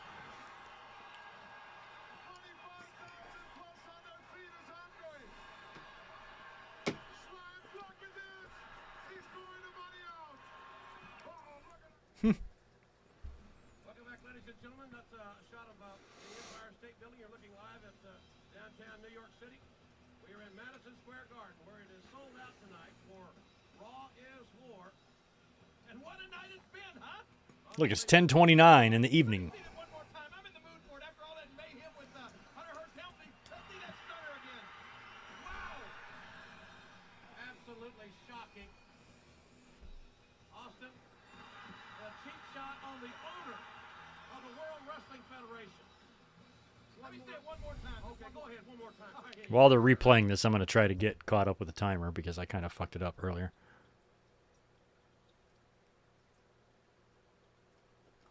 There we go. There we go. Right on it. Nailed it. Vince McMahon, motor mouth, and I'm sure he'll fire Stone Cold Steve Austin. By the way, look, what do you give him for these? Can we get a shot at Vince McMahon's old headset? Vince McMahon's old headset. That's hilarious. Universal European Championship matchup this past Saturday night in the sold-out NEC in Birmingham, England. King, it was the irrepressible, incomparable Shawn Michaels making the huge challenge. Well, that's right. The Bulldog was accompanied to ringside by his cancer-stricken sister Tracy, and he dedicated the match to her. And indeed, the entire Smith family was at ringside to witness this historic match. The entire family was there. The ring was on a riser, ladies and gentlemen, as the Bulldog on the outside had Shawn up for the running power slam. The Bulldog's right leg slipped off the riser, and his leg was caught in between the riser and the railing. And then you're going to see in this next shot here, Shawn gets back in the ring, which gave Ravishing Rick Rude Thunder Hurst Helmsley and China a 3-on-1 opportunity against the Bulldog. That's right. And then Shawn Michaels reaped even Miscarriage of justice. Bulldog's injured knee. He ripped off Bulldog's protective brace, and then he clamped on the figure 4. He certainly did. Shawn Michaels with an assist. You can't see on the left part of your screen. He's getting help from Rude. China, but Michaels had the figure 4 locked in on the Bulldog. The Bulldog never submitted, but the referee Earl Hebner stopped the match because in referee's judgment, the Bulldog could not continue. And of course, Shawn Michaels would not relinquish the figure 4. The new European champion was attacked by the Bulldog's wife Diana, who then was assaulted by China. By China, what a mess. and Owen Hart to ringside to ensure their sister's safety and to prevent further harm to the Bulldog. Bottom line is, Shawn Michaels has done it all. No other. And now Shawn Michaels is European champion. Michaels is a new European champion. No, he's coming back out. He's going to be on guest commentary probably for Shawn or for Brett and Goldust. Shawn Michaels with a live mic. A live mic. And a chair. You've had the rest, and now it's time for the headliner himself, the Heartbreak Kid, Shawn Michaels. Yeah! And the Undertaker is here. We know that. The Undertaker is here. You get in the ring. Look at this guy. He never goes on vacation because he's on a Oh, he's got his pyro and everything.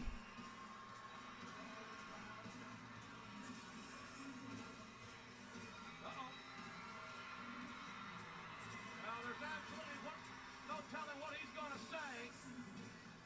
Is your pyro going to go off or not?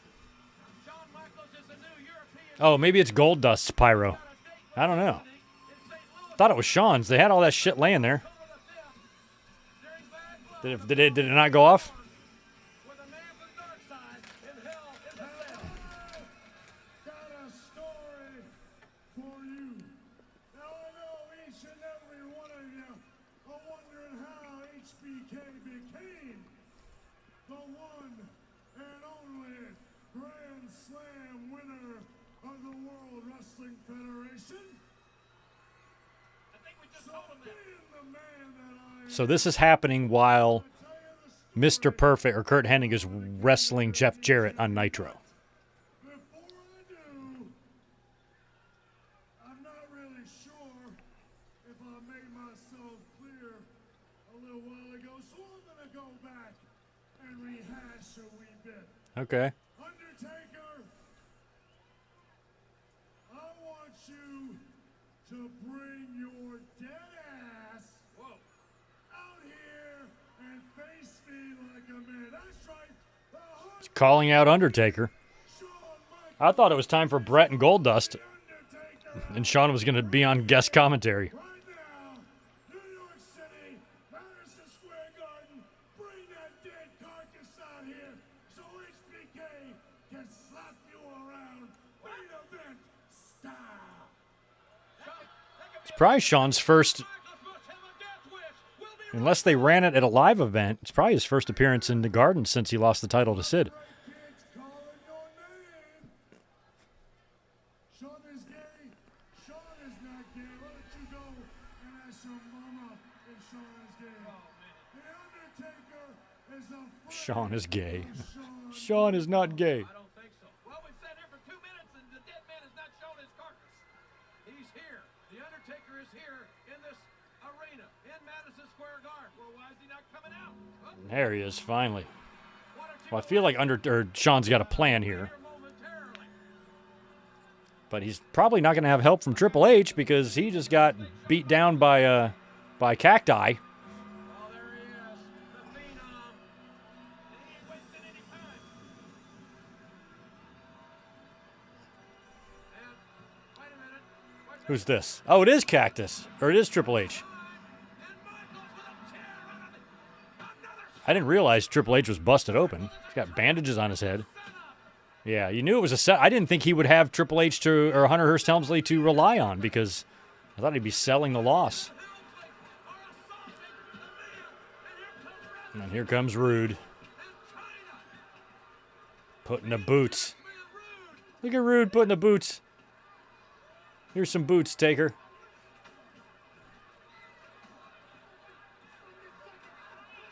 Did a fan grab the... Wow, look at Triple H back them up.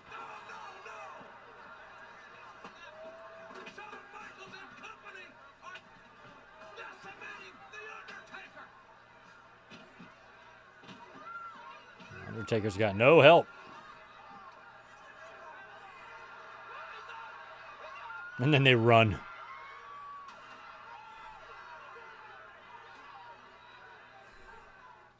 Well, Undertaker, you should have seen that coming, bro. Hey, look, it's Steve Blackman's music.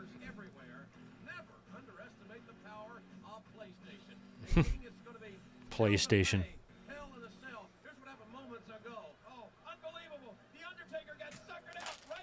Because I don't play video games, but like, are console wars as crazy as like wrestling wars? Like, are people tribal about like their Xboxes and shit? I probably are.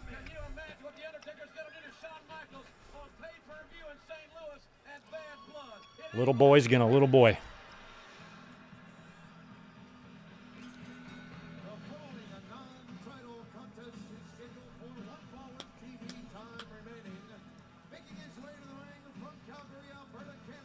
So glad we're watching a Brett match in the main event.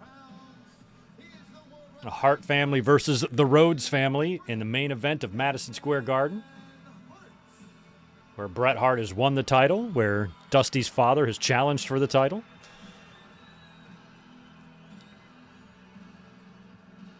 And earlier on in the day, this is the show where Vince McMahon tells Bret Hart that he doesn't want to honor the 20-year contract that he just signed and wants him to go to WCW. So Bret is entering the ring here as WWE champion, already knowing that he's going to WCW. How crazy is that? Like, think about what's going through his mind right now. There's a bombshell dropped. He goes, I got to go to fucking WCW, and I just found that out a few hours ago? Like, imagine that. You're being told to go to the competition.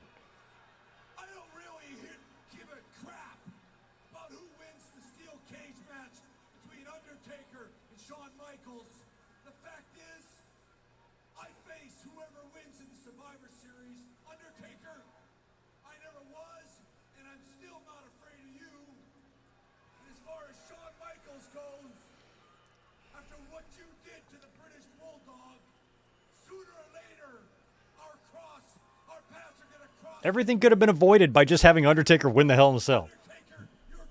Bret loses to him at Survivor Series, and the shit doesn't hit the fan. Yeah. New York City, you do know it.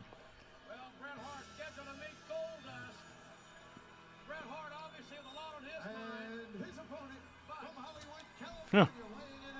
Jim Ross. Bret Hart with a lot on his mind, yeah.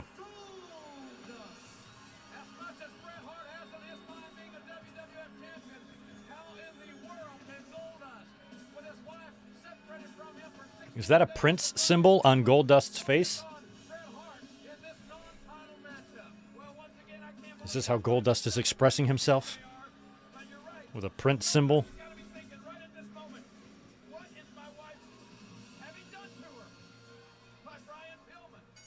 Goldust, it's amazing that he's only been in the company 2 months. I'm sorry, not 2 months, 2 years.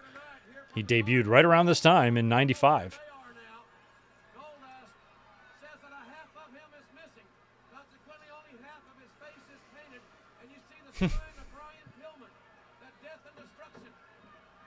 Oh, that's Pillman's logo or whatever? I didn't know that.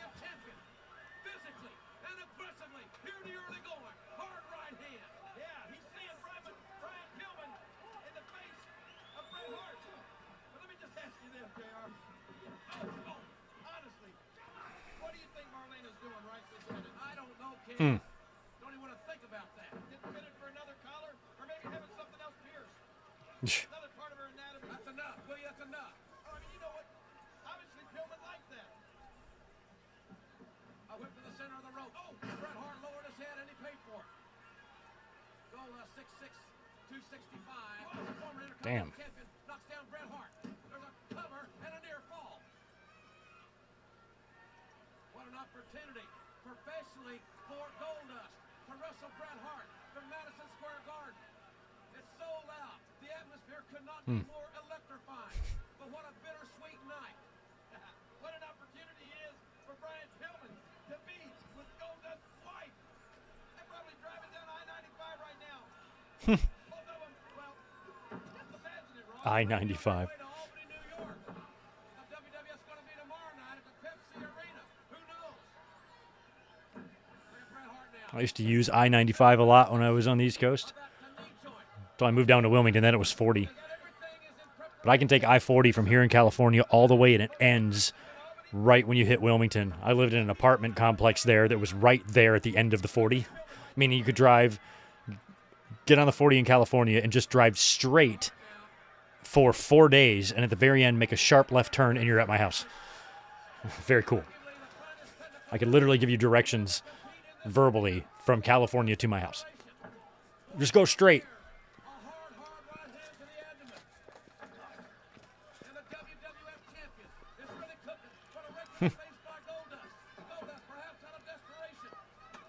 Oh, good chop, good sell.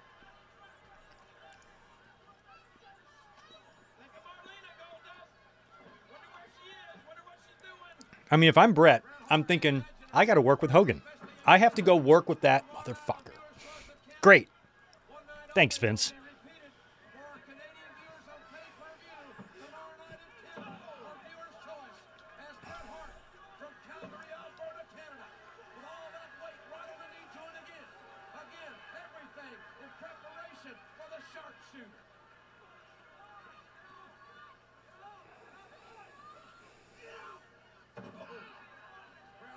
Brett loved that move.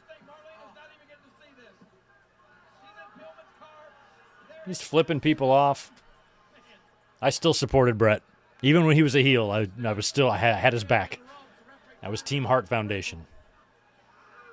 My mind was blown when all that screw job shit went down. It's like, you gotta be kidding me.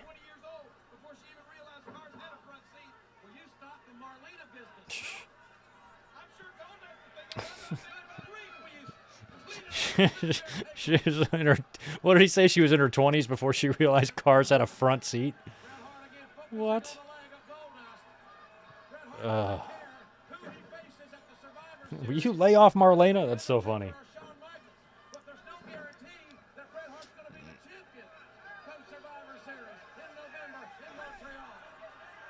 Well, there's Brett putting the figure 4 on Goldust on the ring post.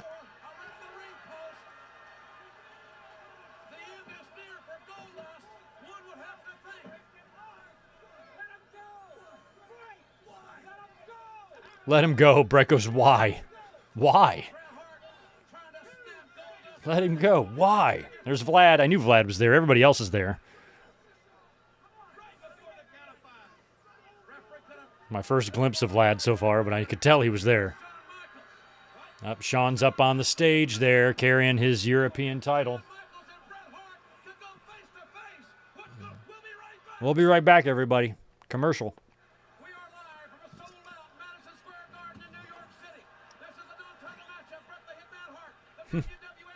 There's a Brett go back to Canada sign in New York. Okay, I'll go 100 miles. Okay. No problem.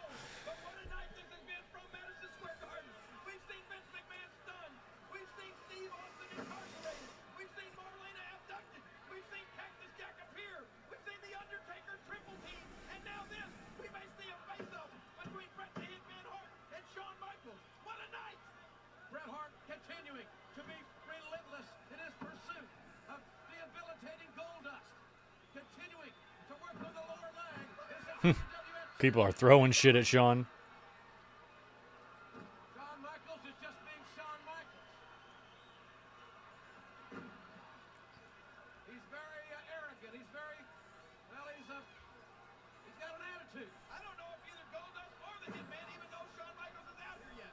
Oh, I got a feeling Bret Hart knows he's here. And poor Goldust has been through hell and back.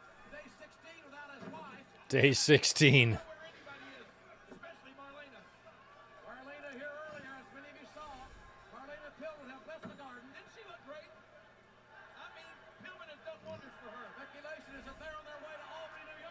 That's a good point, too, Ryan Adams. The guy that essentially ended Bret Hart's career debuted on the same night Bret Hart found out he's going to be sent over there to work with those people.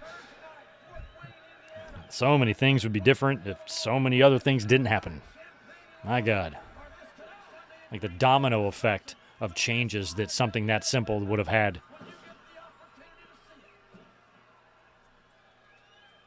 Goldust finally able to distance himself a little bit from the WWF champion.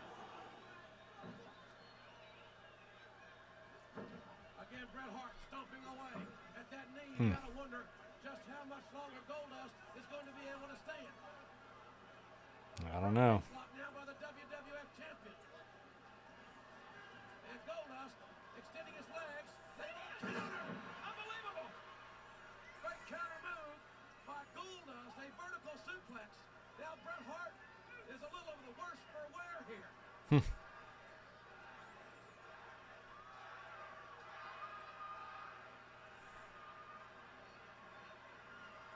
Goldust barely able to pull himself back up. Catches Bret Hart with a kick to the abdomen. Bret's going right. Bret's going after the leg. Sharpshooter time. See that sharpshooter coming. God. Tremendous European uppercut forearm.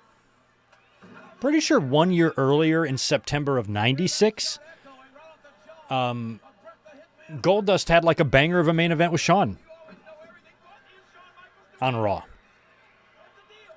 Shawn Michaels hates Bret Hart. Bret Hart hates Shawn Michaels. And anything Shawn Michaels can do to infuriate Bret Hart's what he's going to do. Bret's already told us, you've already put your nose in Hart family business. You're a marked man. You think Shawn Michaels didn't take that as a challenge? Of course not.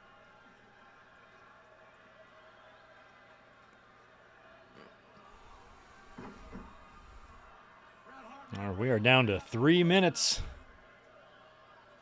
Goldust flat on his back. That's too easy. I'm not going to say where Marlena is. I think Goldust is going to push him off. Yep. Push off there. Bret landed on his ass. Ouch. Hard right hand. Goldust wore those gloves, so like when he executed a punch, he could do a slap that would sound so good. Building momentum. Now Goldust trying to take a page out of Hitman's book. Going downstairs to the champion. Going downstairs. Michaels, the new European champion, looks on. And where is the Undertaker? Look at that. Boom. The Undertaker is still in the garden, from what we are told. Nice bulldog. Classic Dustin. Got him. There's a cover. He beat the hit. And a 2.5.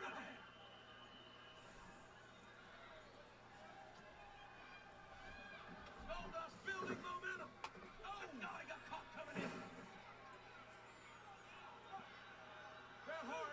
Oh, caught him. Bret Hart blocked the Sharpshooter. Bret Hart now going for the sharpshooter. He got him. Feel like Shawn's going to come in here. On Goldust. Oh, he beats him. Okay. It's over. Bret Hart Bret just flat out beats Goldust. Doesn't want to let go of the sharp. Hart's got to break this hold. Delayed start on the music there. There's Shawn finally running in, who attacks Bret. There we go. And Shawn attacking Bret. Bret selling nothing.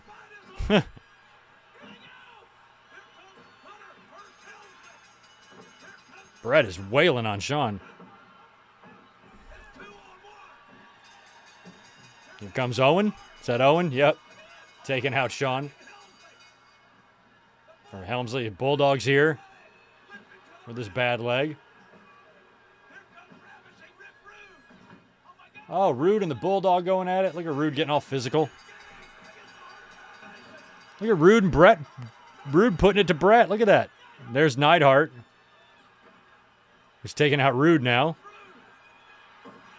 Crazy. Finally, here's Undertaker.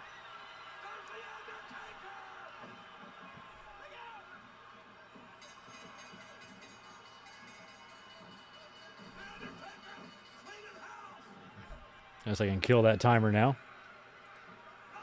And there's a double chokey.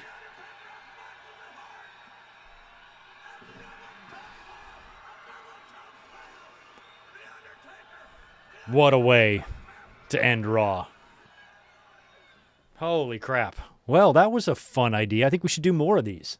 So start dropping suggestions whenever we're having a hard time. If we have an obvious pay-per-view to do for a classic watch-along, we'll do that. But if we're ever struggling to find an idea, I think this could be a good idea. Just find a Raw and a Nitro from the same night that we can access on YouTube and Netflix and watch them both. So thanks for hanging out with me for this experiment. We will do more of these. I wanted to see how this went, and it went pretty well, I think. So it was kind of cool to watch those shows back-to-back, you know, and the comparisons and to what was going on is crazy how different the companies were. So that was a lot of fun. But anyway, I have not seen Elizabeth all day, and I think she's home finally, so I'm going to finally get to see her. So I'm going to go ahead and get out of here, but I want to thank you guys for hanging out for a double header tonight. Sorry about bumping this to tonight and postponing it from last night, but it still worked out. And if you have not seen our Raw review, we were up here a little earlier, and I did a quick hour-long review and recap of Raw, and we talked about the King of the Ring and a couple of other things. So if you want to check that out, please do. And I should be catching you guys later on this week. I'll start formulating a plan for the podcast and whatnot this week and come up with a watch-along idea for this coming Sunday. So throw your suggestions to me over on social media, and I'll probably put up a post here on YouTube as well. So I want to thank you guys again for hanging, and I appreciate it. Have a great rest of your Monday night, and I'll be catching y'all real soon. Peace.